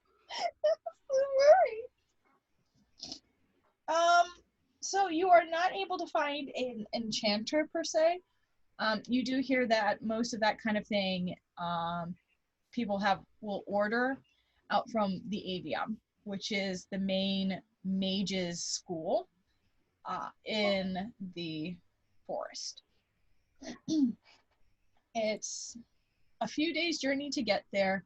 Most people use like carrier services to see if they can order what they want, to see if for enchantment purposes and brought back. A lot of people go to Eliza's because Eliza has a great collection from things that they've picked up, or you might be able to see if there's like another pawn shop further into the common areas, which are called you fucking page turn. The Underfall. They're kind of in the slum area of the Alderheart. It's all in the roots. You might be able to find some sort of skeevy-ish pawn shop there. But like an actual enchanters, they haven't had yet. I want to maybe find a little enchantment I can put upon what I have relabeled the captain's sword. Okay. Okay, my short sword. Okay. You might want to, you're going to probably, to have enchantment put on that, you're probably going to have to do some travel first. And it might take a while for the enchantment to be placed on it. Now, I know some DMs will be, oh, it takes like a year. No, I'm not going to do that. It might take a couple days. So you're not going to find a place here for that as of yet. Okay. You don't know if down the road there's going to be an enchanter who stays here. Right now, there is not. Okay. I might still visit that little pawn shop in find the other pawn shop and see if I can't scrounge up anything of particular interest. I'm also looking into the realm of enchanted musical instruments. Okay, so you're going down into the Nearly stalemate. Talk set to resume today between White. Brian, we come to D&D to avoid the news. We don't need to listen to the news. As we're playing, we're avoiding politics in this super political game. The irony is that I only have 5 tabs open, Sarah. And I couldn't find where the noise was coming from. I was like, I have 6 tabs on the window I'm viewing right now, and that doesn't include the other 8 windows I have open. What are you doing? You have all these tabs open, but he can't finish up that fucking fan fiction. You're hurting my soul. I'm still waiting for that fan fiction to be finished. She has to find it first, Paige. She has to find it. Oh, I can easily send it to her. It's in one of the tabs. But which of the 20 windows she has open is the tab? I only have 8 windows. I can see the fanfic. I just have to send her the Google Doc link. I have only 8 windows. It's just that I have about 6 at minimum on each. I'm so sorry. I was trying to get an update on the HEALS Act, which still hasn't gone through. So I'll mute myself just in case that happens again. All right. So you're going down to the roots. Yeah. Do you tell anyone you're going to the roots, or are you just going to go? Because that's quite a journey. I'm probably going to let them know that I'm going for a walk. Okay. And I'll meet up with them a little later. All right, dear. Be careful. Yes, I am. All right. So you go down to the roots. So the top of the tree in the canopy market, where you are, it's vibrant, it's bright, it's bustling, it's very open. It's quite pretty. I mean, I think I've shown you guys the image in the book. Yeah. Yeah. That was not all my papers falling all over my lap and nearly landing on the floor, never to be seen again. I promise. The Underfall is a very different scene. This is the slums. Within these shabby tunnels, you'll see refugees, very impoverished area. You'll see, especially knowing what you know in your history, you can see a lot of, back alley deals going on in the corners. And yeah, this is where you're probably going to find some of the more illegal stuff down here. Make a perception check to see if you can find anything that might constitute a pawn shop or someone selling shit. As I made my way down there, as I turn a corner, I'll use the cloak and become more so it looks like I have more darker colors, because the cloak essentially works like how his other cloak did, where it's kind of like a poncho sort of a thing. So it's more of all over him sort. That's sort of darker colors, so it kind of blends in better. I'm sorry, my mind is just thinking like trench coat, and you're gonna whip around a corner. You wanna buy a wing nut? 16. Okay, yeah. So through some careful conversations, you know what you're doing. You're able to locate what is called, I actually have this written down somewhere in the pile, that called the Yawning Frog, which it's a tent. There is not much there. You can tell that the guy just calls it the Yawning Frog because he might have had a shop before and kind of misses that vibe. And so you come in and it's this just, can't believe I'm about to say, it's this ferret gerbine. Right? You fucking can't. So, ferret. It's fucking Duke Weaselton from Zootopia. Yeah, so and he's just kind of, for the size of the tent, this is a hoarder's den. Like, he's just got shit piled everywhere. It's probably and most definitely a fire hazard in here. And he is just dirty, and I mean, you expect a certain level of squalor living in these kind of conditions. He goes past squalor to just fucking crazy. I picked the right place to come into that. Yeah. So you approach? I approach cautiously. Yeah. Well, I heard I could see on the way here. Might have some interesting items. Some kind of glances around the piles somewhere. Yes, I have many items. What are you looking for? He'll kind of sort of flip the cloak slightly, place his hand on the hilt of the sword, which is very ornate, very distinct looking. Sort of flip it, kind of. Oh, shiny. Very nice. I like. Well, I was thinking of trying to find something for this, but I imagine I'll have to wait a bit. But You want to sell it? I'll buy it. You want to sell it? I'll buy it. I'll buy it. it's more sentimental.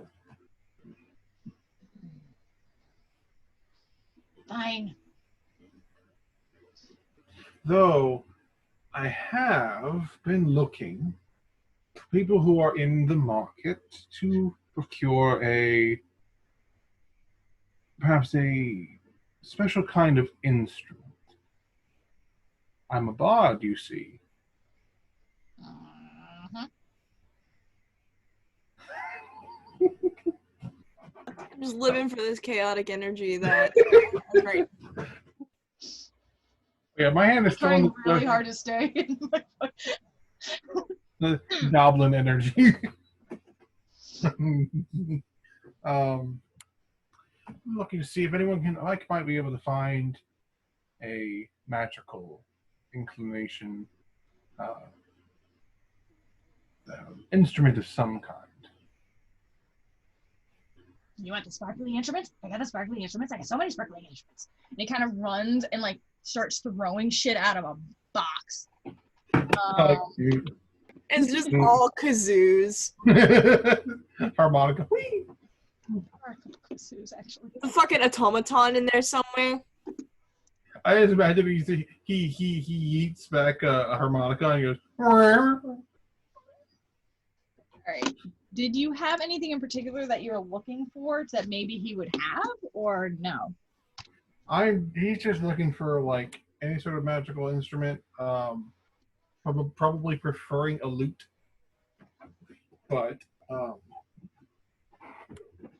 flute would also work. He's proficient. I am proficient in lute, pan flute, and viol, which is any like violins or any of that branch of.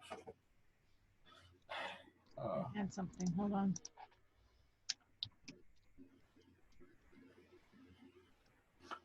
What's the problem with me? Freaking misplacing my shit. I'm not even doing anything right now, so I'm a little confused. I'm sorry. I glanced at it. My phone lights up for notification. I opened my phone. It's open to Facebook. The first thing I see. I can't say it because it's recording. I'm gonna send it in the group. Sorry. Sounds like it's raunchy. Yes and no. It's not overly bad. It's just I have sent it to the Humblewood. That picture is not. What the fuck?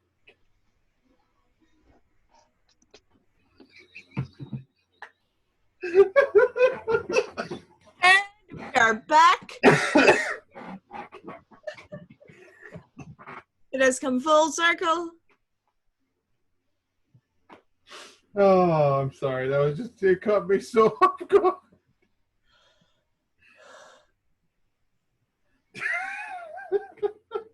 Okay. Ryan is disappointed in me.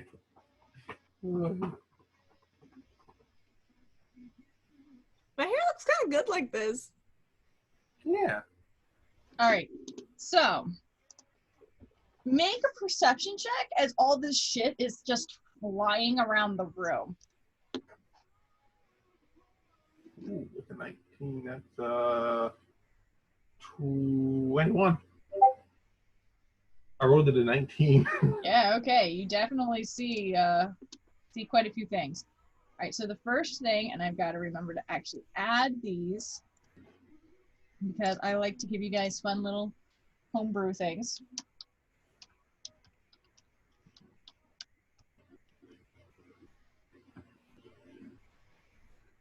This one I'm actually going to have to apparently make myself and stick in here.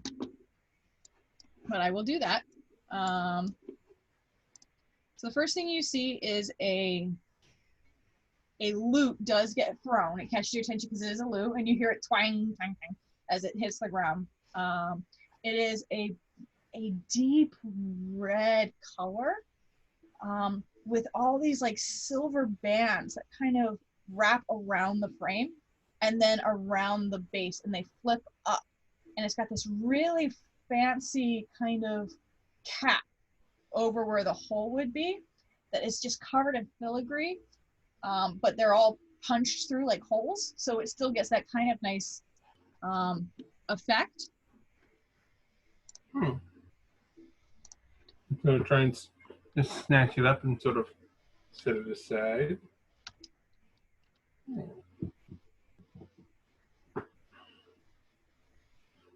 I'm gonna have to add that one too. God fucking damn it.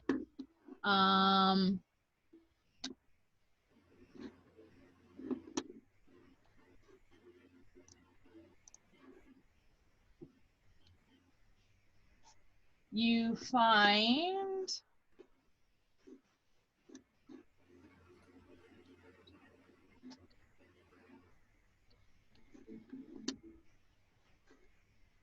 a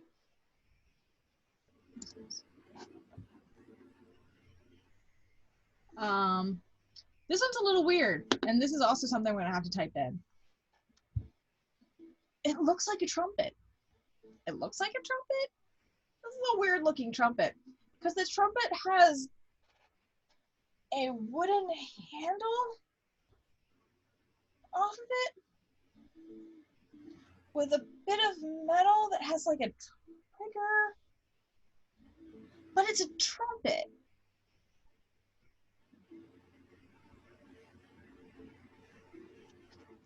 It's definitely a trumpet. Like, it even has like the spout that you can make the sound through. It's a fucking trumpet, but it's got a weird goddamn handle.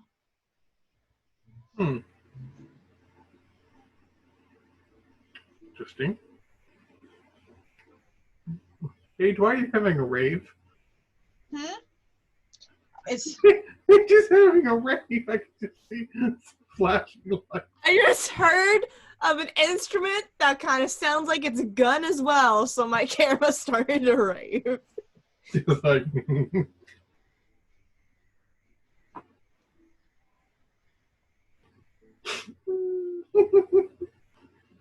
You said it had a handle and a trigger, but it looked like a trumpet. I'm just like... the Duke cannon.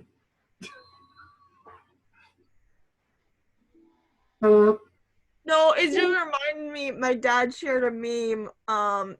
Somebody had like an AR-15, but like on the barrel where you can put like extra, like a railing and stuff. Somebody put fucking bicycle horn.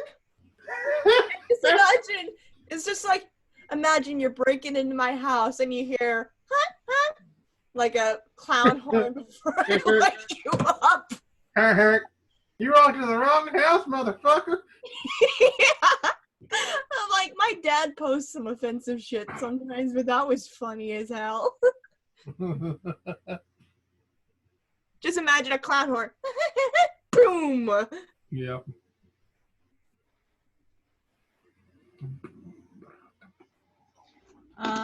And then, so, what we're gonna do. And then, let's see if I can find this one on here before I make any promises, because it's 3 I would have to type in.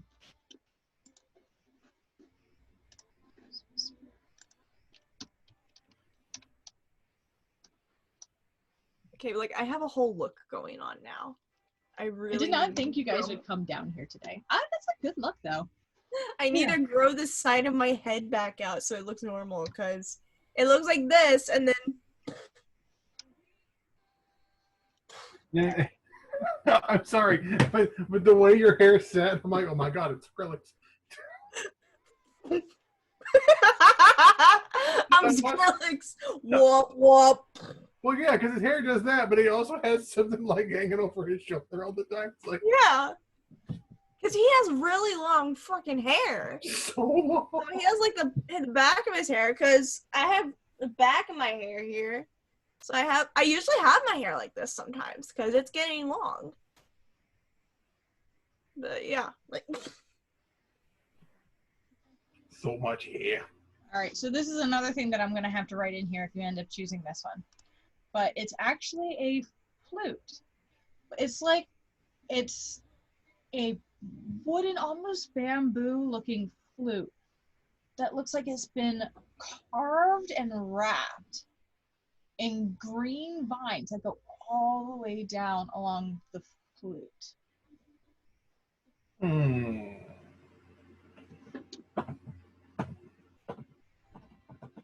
You also see, like, in different piles, like you see a jug in the corner.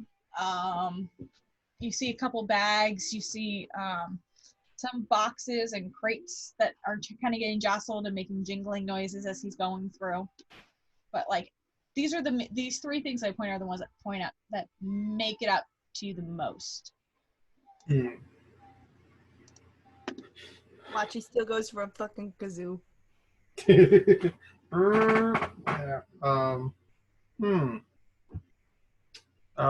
You wouldn't mind if I test these a little? Make sure they work, after all. I'll be right here. We'll do it in plain sight. Mm-hmm. You don't believe me? At least one of these objects was chucked past my head. A little bit of the benefit of the doubt. Make a persuasion check.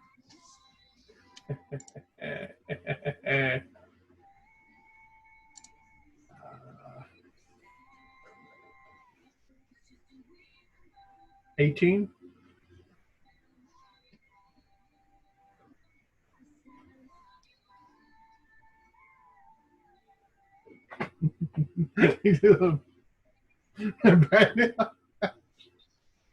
So I will test out the flute first. See what that thing's dealio is. Okay. You are proficient with flutes, right? Yes. Okay. All right. So you blow the flute.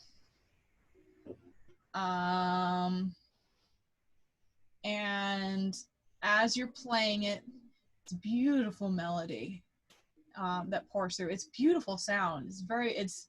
I mean, that hollow sound that you get specifically when you play through bamboo, that gorgeous melody, that starts to pour out. And as it does, you start to feel just a little bit like perkier, a little healthier than you were before. This particular flute offers once a day as an action. You can play a soft song with the flute, and it's laced with a healing essence of willow's bark. And anyone within 30 feet of you who can hear it gets 1d10 healing. It also will cure most fevers and relieve pain. So you can feel like as you're playing it, all of your aches and pains start to go away. And even as you're sitting there watching it, you see the guy who's sitting there just goes, oh, and like just starts rubbing at his hip, like. Gerald just found the fucking cure to COVID. I shall do it in your direction. Um, I'm the Pied Piper of COVID. It's got a couple other cool things with it, but what you get right now is you can tell that it can help with healing. Very, very interesting. You'll carefully set that aside. I'm gonna have to take a look at this gun trumpet. See what the fuck is this thing? Like, that's unique.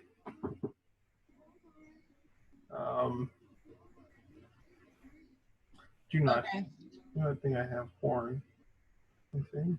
I don't think I have horn as proficiency, so I'll probably still have to roll.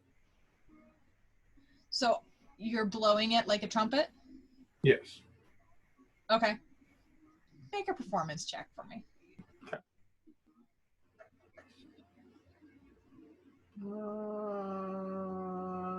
17. Okay. It's a trumpet. Sounds pretty cool.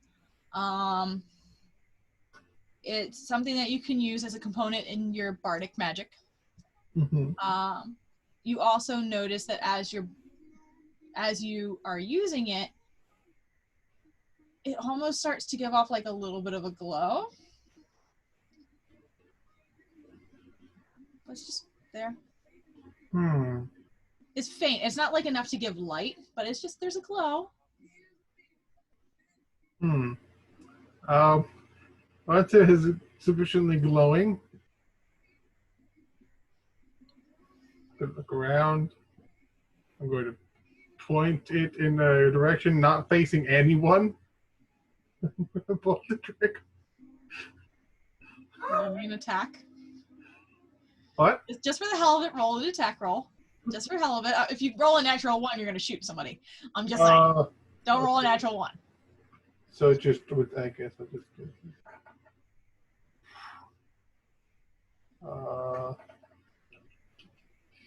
15.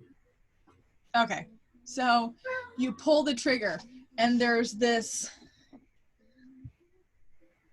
not quite a bang, it's like a blast of sound. And you watch as like this almost magical condensed looking projectile just, you can't even see as it gets flung past and fires out of this trumpet, out of the tent, and you've no idea where this fucking thing went. It was a magical air horn.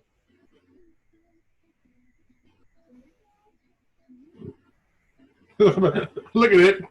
Look at him. Look at it. And he's just like, oh. It's a trumpet gun.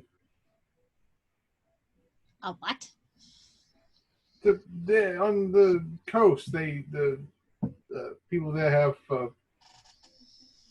pepperbox firearms, but it's like that. I don't go to the tip coast. It's like one of those, but it's also a trumpet. I wonder if the Jabin can play the horn. I might have to ask. You don't know that I want to be a gunslinger. I don't even know that I want to be a gunslinger. That's fair. Maybe this is the inspiration. So I found a trumpet that fires what appears to be a bullet. Excuse me? You will also notice, because since you know, well, roll an intelligence check for me. Because you've been around, so you would have known, you've been to the coast, so you know what guns are, but you haven't seen them up close to know, like. Okay. Just straight intelligence. 17.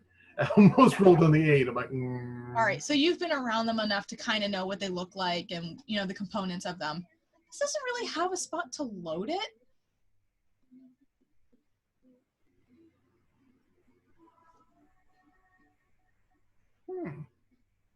It's almost like it fired the sound wave itself in a compressed form to form the bullet.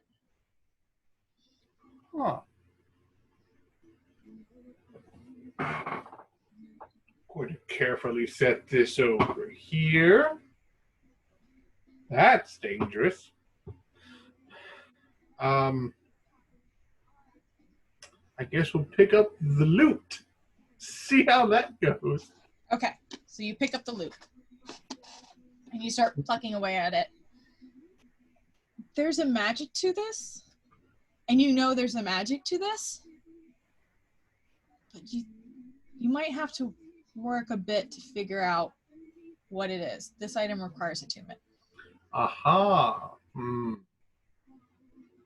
This one's a bit of a mystery.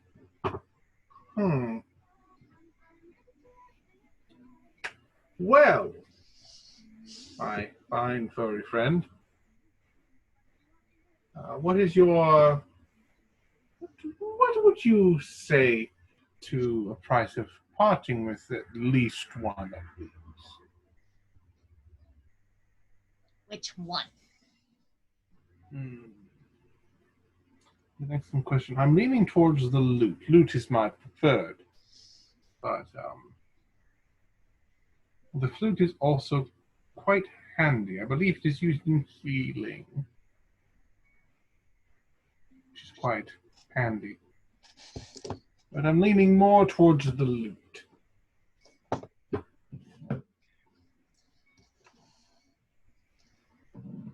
Well, it's very nice loot. It's shiny. It's Very. worthwhile. It's pretty. It's magic. 1,000 gold. Never tell him it's fucking magic. 1,000. That's a bit steep. I think.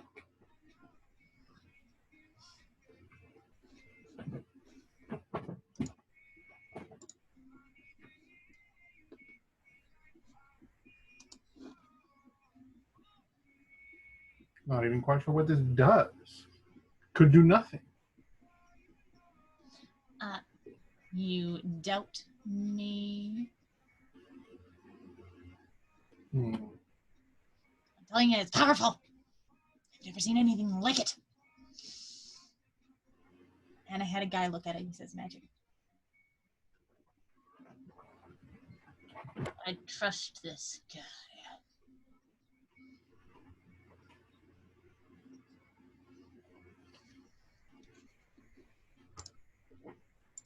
I mean, I would love to be able to say that this fine little shop is interested in good, fair business. I do get quite a lot on the city. Taking care of those bandits recently has gotten my shows a few more participants than normal.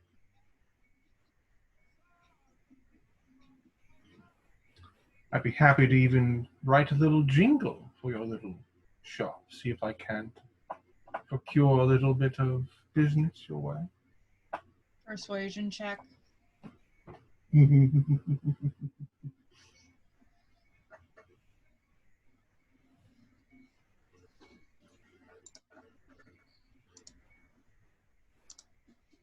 I could click the correct thing.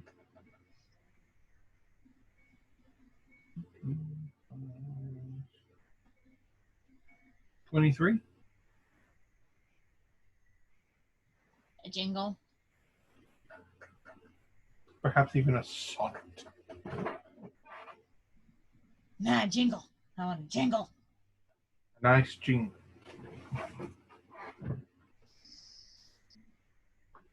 What was the shop's name again? My brain just spaced.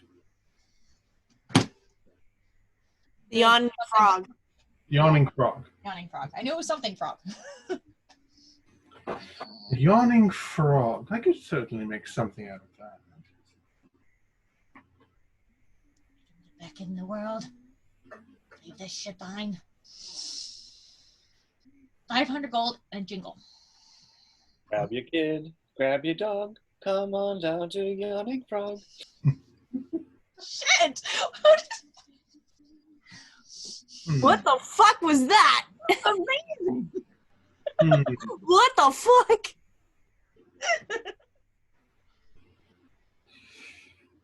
Hmm. This is why you floss, kids. It gives you inspiration. Triple dinkum. Do. Let's see. I think I have that.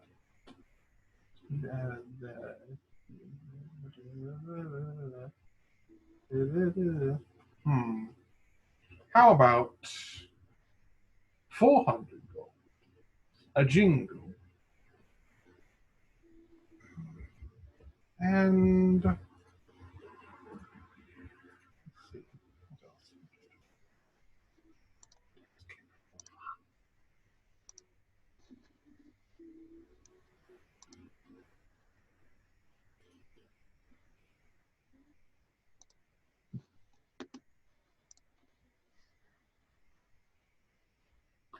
I will even make you a lovely little poster as an advertisement and put it up in, oh god, it's the fighting or the inn that we're staying in. I am Pixie. I'm Pixie. I'll even talk to the lovely owner, the fighting Pixie, and get you a little advertisement poster there. All sorts of fancy folk going there. All sorts of folk down here too. Deal. Very well. All right, I will create the actual homebrew item when I have a second. I'm going to send you what I have, but for now, It goes on, it goes. for now, add to your inventory the loot of the Ruby Verdict.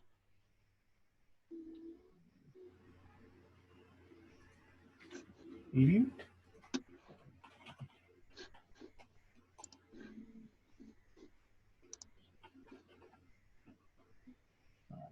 I'm going to add a loot.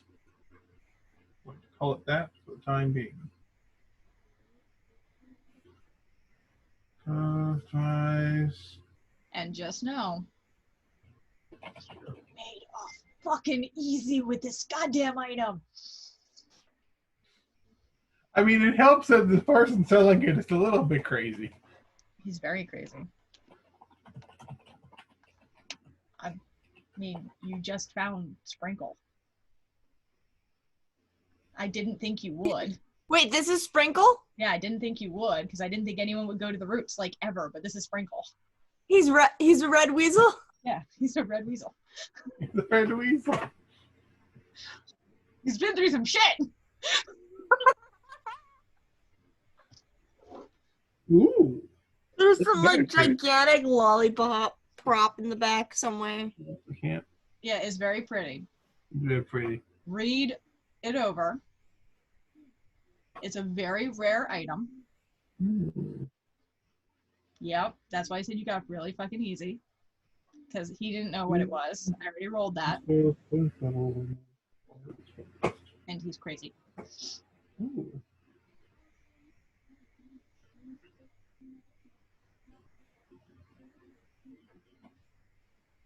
You got to the cool part, right? You got to the cool part. Yeah. Yep. So I'm going to read this to you two, so you can tell just how fucking disastrous this is going to be. So the first thing I get, Secret Sonata. You can spend 10 minutes playing a hauntingly beautiful sonata on this lute. When you complete this song, choose 2 spells of 7th level or lower from the Bard spell list. You can cast each of these spells at 7th level once before your next long rest. You can play this song once per long rest. So I get to get 2 7th level spells. I will say for this, when I put it in, though, match it to like your highest spell level that you can use. Okay, yeah, Yeah. that makes sense. So, and then when it gets to 7th level, it's just when it's going to cap. Yeah. Okay. But the more ridiculous one, Melody of the Meteor. This one you get to keep. As an action, you may play a short tune on this lute. A sparkling meteor crashes into a point you can see within 300 feet of you. All creatures within a 30-foot radius of the point of impact have to make a dexterity saving throw or take 3d6 force damage and 3d6 psychic damage. On a successful save, they take half damage. You can use this feature once per long rest.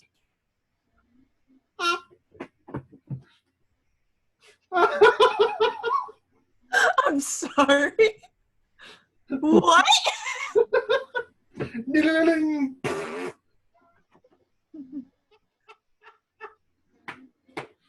I love homebrew just so much. I love homebrew just so much. And the art for it is just fantastic. Art is beautiful. I hope I described it Oh my well. god, I just realized that those little circle of things are fucking skulls. Mm-hmm. Yeah. Oh, If you had decided to make like an investigation check on it, I would have pointed that out. Do I need to tweet Laura Bailey and let her know that her fucking weasel just sold our bard a loot of death? Death from above! Sprinkles in our campaign of Humblewood. He runs a shop. He's a little bit crazy. He just gave my And bard I'd like to point out that no one knows where he acquires these things. He just has them. It's almost like he takes after Aunt Knot. Yeah. I had the feeling that Traveler just has shit appear in his shop. I imagine that sounds fair. And like, it's weird that he's a fucking red weasel, because red weasels shouldn't exist in the Humblewood. But he went through one of the fucking, like, I don't know who's caught up in the series, but he went through a fucking portal and just ended up in the Humblewood to get away from Jester.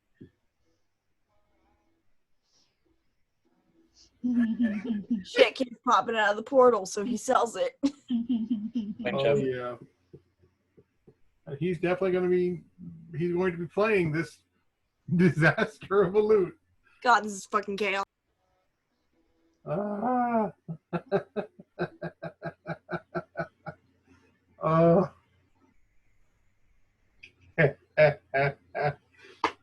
He'll make it, and he'll keep his promise. He'll make him a jingle, and he'll put up a little posters like, "Hey, I made a deal for this fancy ass loot. I'm just gonna put this poster on the wall, and this guy's got some neat stuff. If you can sift through it, it's nice enough. A little crazy. He's nice enough.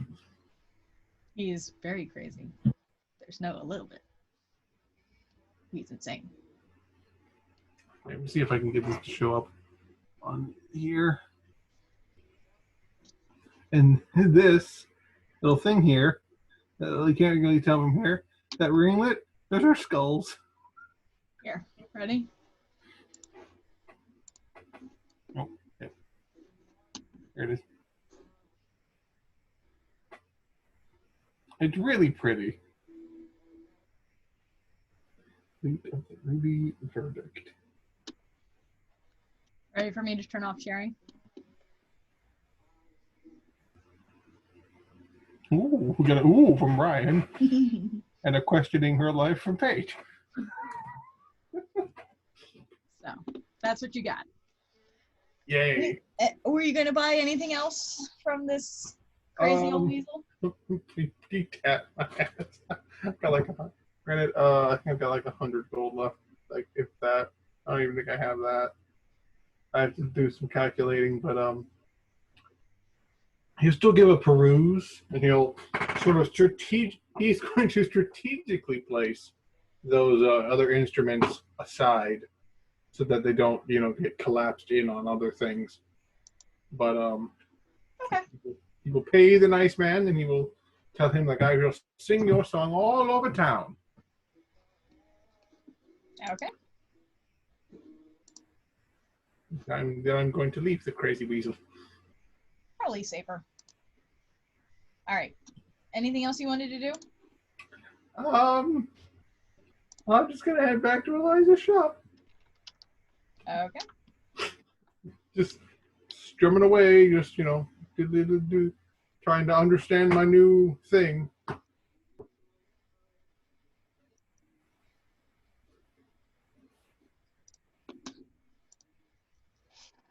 All right. So you guys all gather up.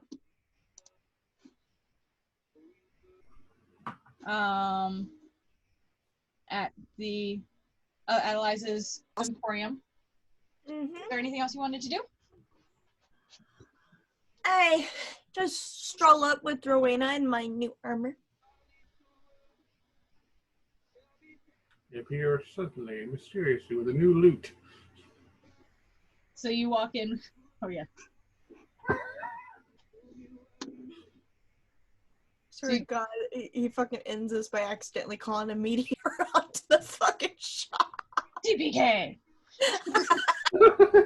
with the amount of damage this could absolutely TPK the party. Just the first half of the force damage is 3d6. There's additional 3d6 psychic damage. You got something that should have been worth 5,000 gold, but he did not know what it was, so he only was going to charge you 1,000. And he brought it down to 400. I did it again. Mm-hmm. I'm not allowed to barter. This is repetition. This is. I was like, oh, it happened. Nope, it happened. It happened. 400 gold in a song. A song. A song. Not even a soul song. It's just a jingle. And a poster. And a poster. A jingle poster and 400 gold. Yep. Grab your kid. Grab your dog. Come down to the yawning frog. Done. All right. What's next? Poster. Cinzies, you got this, right? Yeah, everybody look towards the artist of the group. Like, you're gonna make a poster, right? No. So you guys walk into Eliza's emporium where Gwen is still sitting having tea and small talk with Eliza. And Eliza just kind of turns and, well, looks like you all had a very busy day. That's some shiny armor. And that's a very fancy looking loot. Where did you even find that? Crazy. I may have taken a slight stroll to the roots. You're lucky. A lot of people end up down there and don't end up coming back with their wallet. I almost didn't. Probably just have your wallet. I almost didn't, but more out of actual business. I found a strange weasel.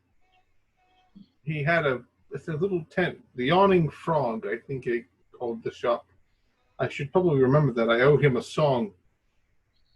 I told him that I would pay 400 gold and do a jingle for his business for this particular little loot.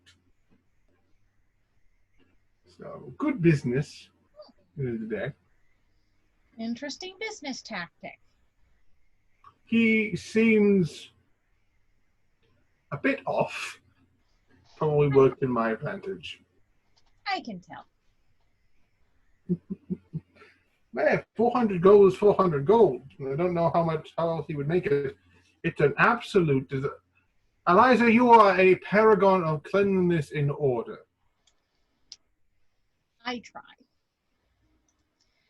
I think he has about the same amount of space you do, at least on the shop floor, but it is just in piles. He threw the loot past my head until I first caught my eye because it went at my eye. That's no way to run a business. That's a great way to find yourself penniless in a corner. Well, I guess if he's living down in the roots, then he's not far. Sounds like he needs help. Probably. There's a lot of creatures around here that need help, and unfortunately, not everyone can get it. Did seem out of She just sorts. kind of like glances over at the kids, who are now all home. all sipping their little cups of Little tea. school uniforms. No school uniforms. They're all just dressed as nicely as they can. Eliza's definitely got them cleaned up, got them fresh clothes. A long way from the first time you guys saw their squalor life. And they're running around the store like maniacs because children, when they get home from school, have too much energy.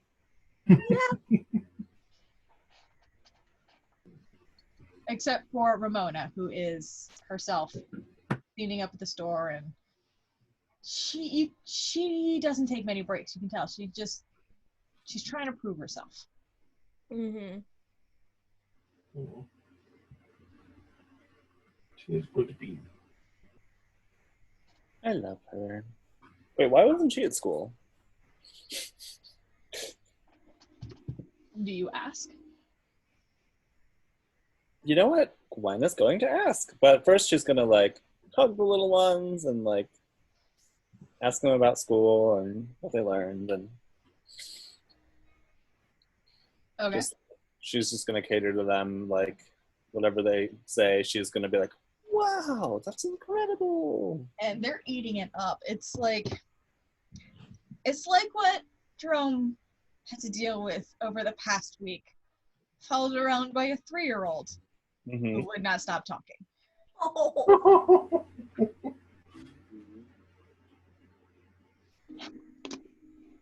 Hold on. It's their pictures. They're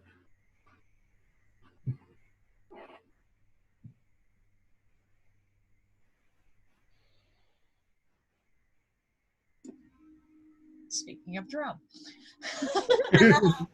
like Joey. We figured out that Googles can broadcast to each other, and now this is the thing. Yes, my nephew. My nephew Lucas loves Jerome. Loves Jerome so much. And we went hiking, and the entire time when he wasn't racing his brother, because they're competitive, he was walking with Jerome, just gabbing. And dragging him around by the hand, which is really funny because Jerome's so tall and Lucas so tiny.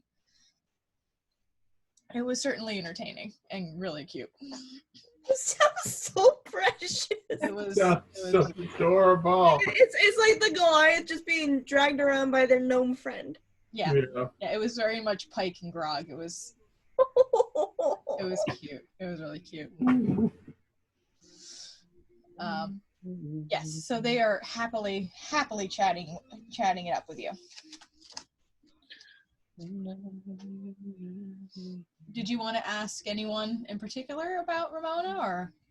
No, I'll actually, like, once she's done, like, talking to the little cuties, she's going to just make another cup of tea, and she's gonna make a batch for the kids that's like a little bit of tea, but it's mostly like Water and sugar. Sweetened, flavored. It's not too sweet, but it has I'll put a little bit of fruit juice in it, or like dehydrated fruit to give it a little extra kick. Okay. And like spices just to make it taste like different but cool. And then I'll give that to the little ones, and I'll be like, Ramona dear, come here. She sets down what she's doing and very quietly comes on over. Have a seat with Auntie Gwendolyn. She's noticeably nervous, but sits down. So I couldn't help but notice that you didn't join the little ones with their trip to school. Any particular reason? They don't do classes for kids my age. They don't they? Not really. All right.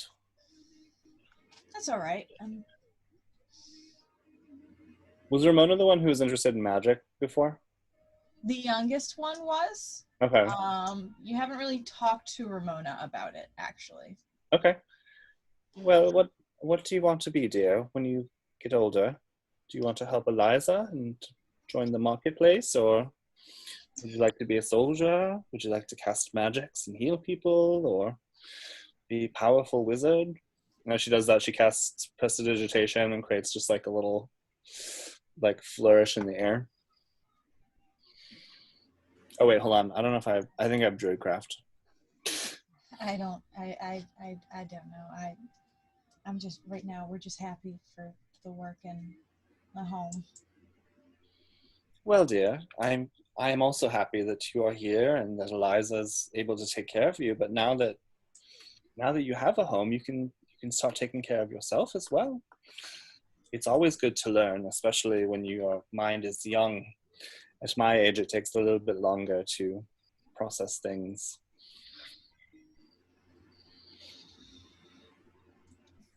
Make a persuasion check. Oh, that's my worst check. Gerald? I can assist. I'm the Oh wait, inventor. hold on.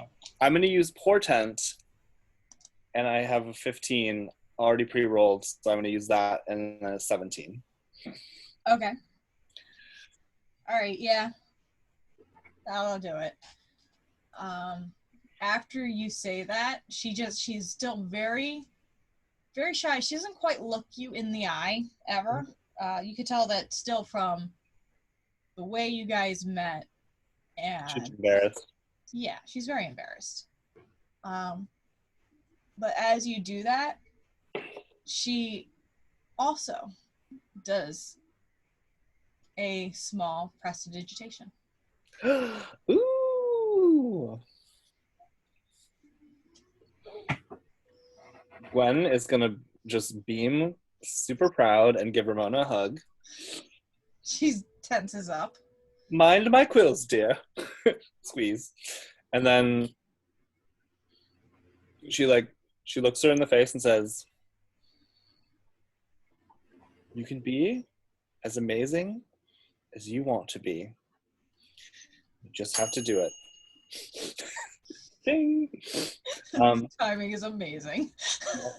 Dude, I think it's possessed by like the ghost of perfect timing. And then she's going to share her spell book, and she's just gonna let Ramona sort of like look over it. Okay. As you pull it out and start talking about your spell book, she goes, our mom had one. Our mom used to use magic. She was teaching me a little bit, but it's Oh dear. a while. Did she pass on, dear? Or is she somewhere else? No, it's just the fires. The fires. Took a lot. Well, yes, between the bandits and the fires, I've lost a lot as well. And she sort of like looks down in her tummy.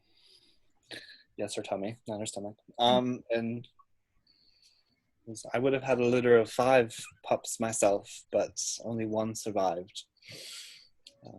Oh, I'm sorry. Oh, Raising family's really hard. It's It's hard. He's my pride and joy, though, and I'm glad that he's become what he is. He actually teaches at the academy, so... Does he teach or was he a student? I thought he was a student. Oh, sorry. He's a student at the academy. I keep forgetting he's not like a teacher yet. He's quite gifted. If you want to, I can send for him to instruct you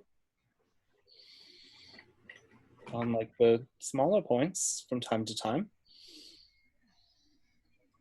I can't leave my family.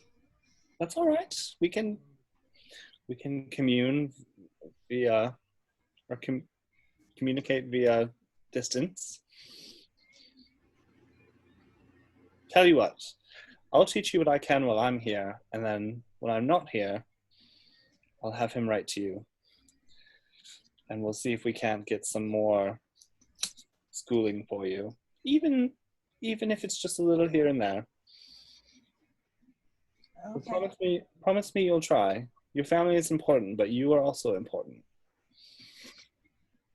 She like grabs her like chin, the way aunties do. She's trying really hard to keep herself together. Mm-hmm. And she just kind of quietly nods. Chin up, dear. You're wonderful. It's probably been a while since she's had anyone really care for her other than her siblings. Mm-hmm. And even just getting used to Eliza showing interest in her, she's not used to it. All right. Now let's try a few cantrips, shall we? Okay. And then she's gonna work with her for probably 30 minutes to an hour, just to sort of see what she knows and maybe show her. I have infestation, encode thoughts, and true strike. So I don't know how helpful that'll be for her.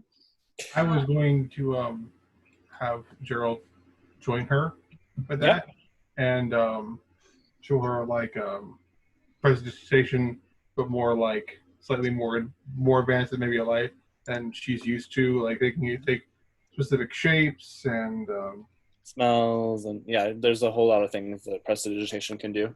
It is also going to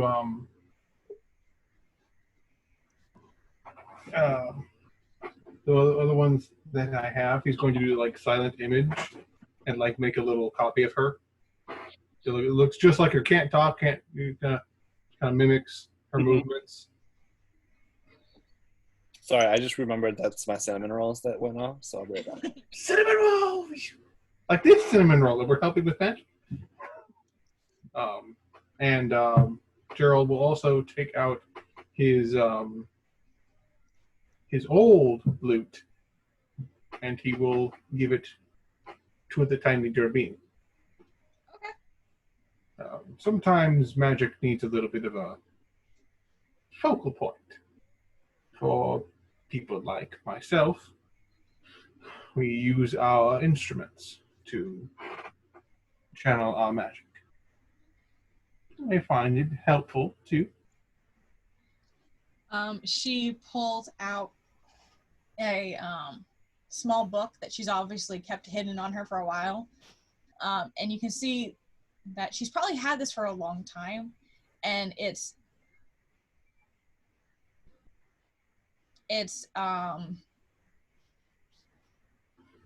like her own, I've just gotten started from learning this thing, spell book.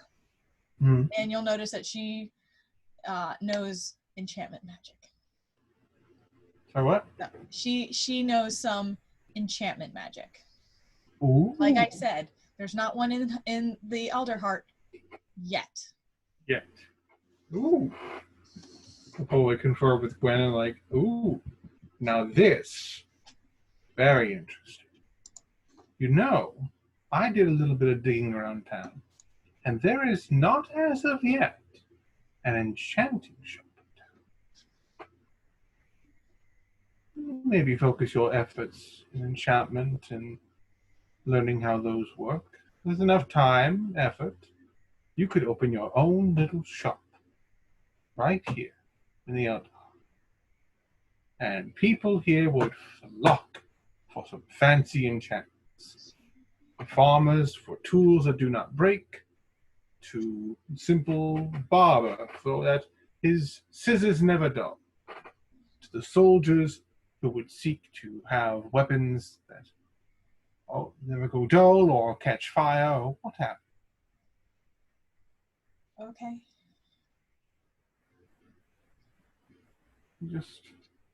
It's something to keep in mind. There's a future here for you, with Eliza and your family, and you could be really whatever you want to be. I'll try. It's all we ask.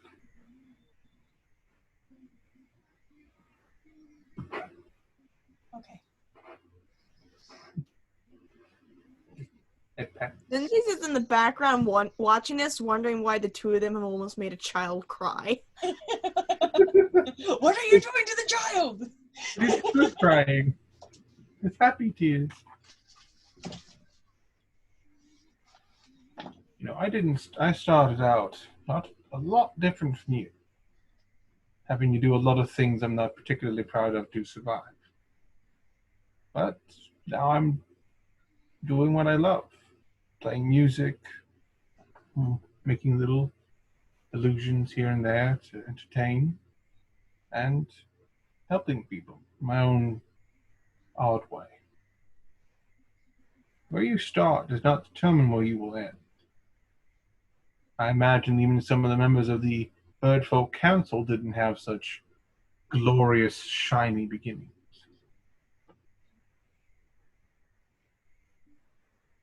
You think?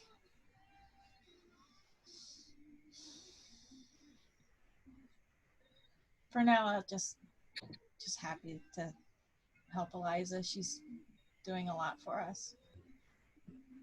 And for now, that is enough. The cinnamon Always. rolls. Your cinnamon rolls are what? They smell so amazing. It smells so delicious in my house.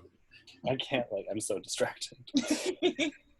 But always keep your eyes on the horizon. Yes, dear, and while it is important to take care of your family, you must also take care of yourself. Okay. She's gonna boop her on the nose. Let's see a smile, dear. There you go. She's gonna hug her one more time. Poor Zincease is watching this like. All this affection, I can't hear you at all, Paige. He doesn't understand all this magic shit. What? Oh, no. Your sound didn't sync up for me, at all. Can you hear me now? Yes. I can. Okay. Yes. Zinzis doesn't understand this magic shit going on.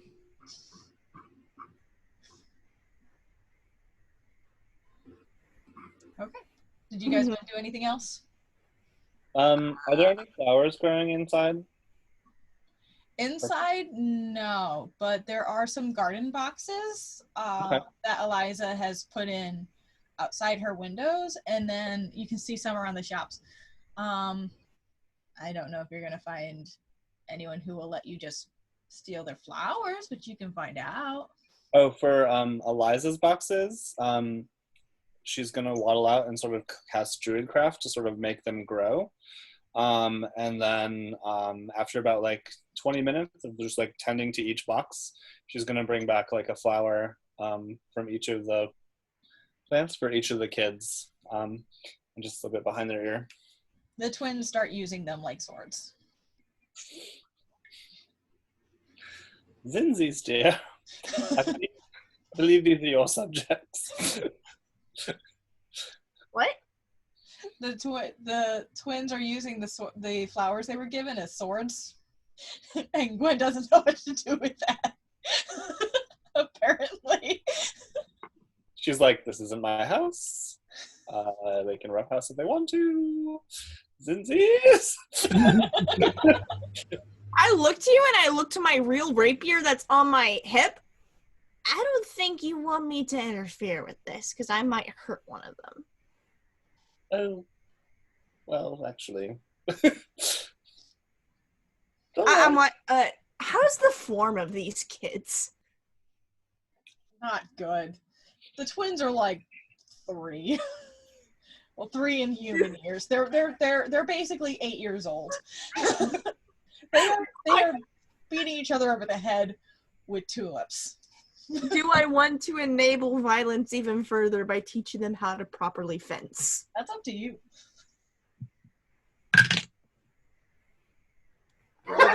Or I give in to temptation and I teach the twins how to properly fence. Okay, you get whacked in the face a couple times by tulips before they finally listen, but they eventually listen.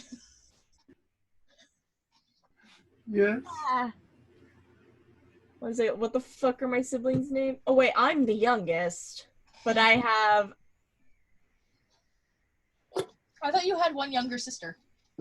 I don't remember. I'm the youngest, but there are twins in my family. There's a boy and a girl. I forgot their names though. I have it I written have down them somewhere. sent to you somewhere.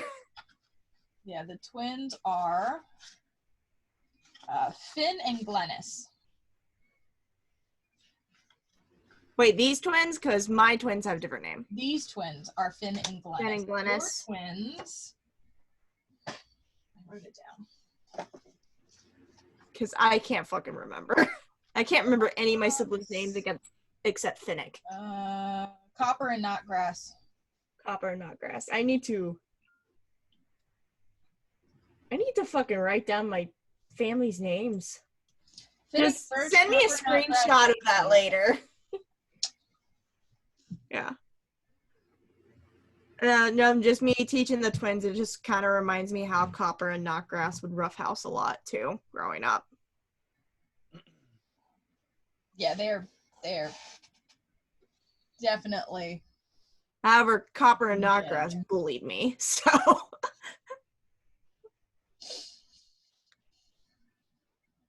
It's also kind of like quietly teaching the twins, don't bully your siblings while you're growing up. Just as a healthy tip.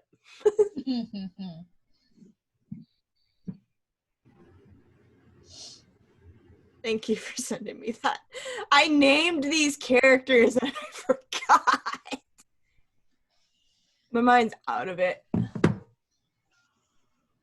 Huh, yeah. I teach the kids more violence. Okay. I encourage violence. They happily learn more violence. And Eliza, she's watching this like, Oh, come now, the children. Downside, if they end up with swords, they know how to fight. Upside, they know how to fight and defend themselves. I try to make sense of my madness. This also looks very acute. yeah, Eliza just goes, Let's keep kitchen knives away from them for a while. when you guys brought them to me, they were both whacking each other in the face with rocks from slings. This is an improvement. I'll take it. Slings, you say? Yeah. All right, give me a moment. And she sort of like dusts her hands off and she walks over and she says, now look at me in the eyes right now, you two. Eye contact. No slings inside.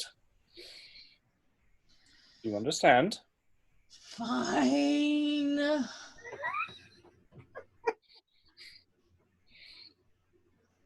Or else I'll turn you into a skunk. He like does this, and then like you sort of like smell that like skunky smell for a second. Make an intimidation check. Yeah. Okay. 15. The descriptions you gave my siblings. They just go, Mhm.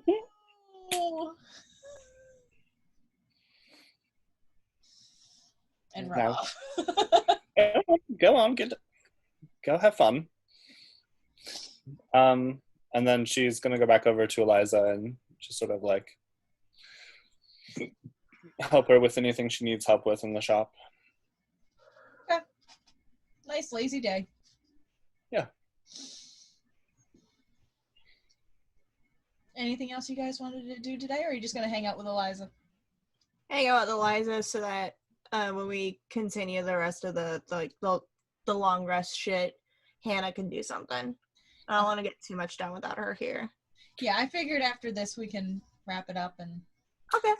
The other thing Gwen will do is maybe spend a couple hours outside doing tarot readings and other divination, just Okay. to actually make coin. Okay.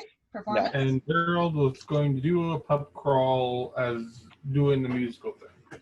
Whichever's Yeah. actually, I feel like you're. I've been saying performance, but I feel like it really should be performance or dexterity, whichever one is better for you. I think I'll have Zinzi's just help babysit the kids. And by while dexterity, I Liza mean like sleight of hand. Okay. 17. Performances of those three. I'm not very What's your best? good. Performance. Okay. Yeah. So 17? Yeah. If I use insight, it would be 19, but it's fine. So depending on the number that you guys roll, I pick a number of d20s that I roll to figure out how much coin you get. Oh. So one of them I rolled a natural 20 on.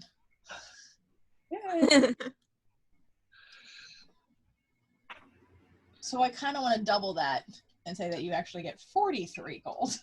Ooh. I mean, I'm okay with that. Yeah. I mean, natural 20 rules. Might as well. You get 43 gold. Yay. Thank you. I want I'm you back guys up to to be... triple digits. Huh? I'm back up to triple digits. There we go. Now we're going to do a pub crawl, doing shows around town. Gotta break in the new toy. Yeah, so you take time to attune Yes. to the loot? Okay. Make sure not to use the spells that I have access to on this while performing. It's like it's one of those things like, that could have gone. Yeah, so you have spells. You have spells equal to your level until you reach level 7, and then it caps. Yeah.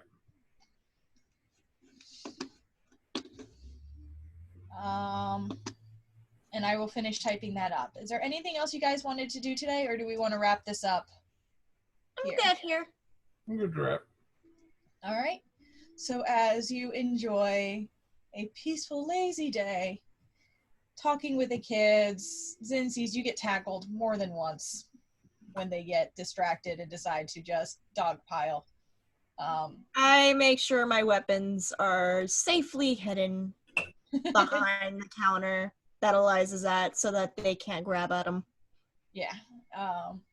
And Gwen, you're helping out Eliza with continuing to stock shelves and assist any customers who come in and, running your table every now and then, which he has no problem with. And Gerald, you sit there plucking mindlessly at your loot. We're going to call it a night.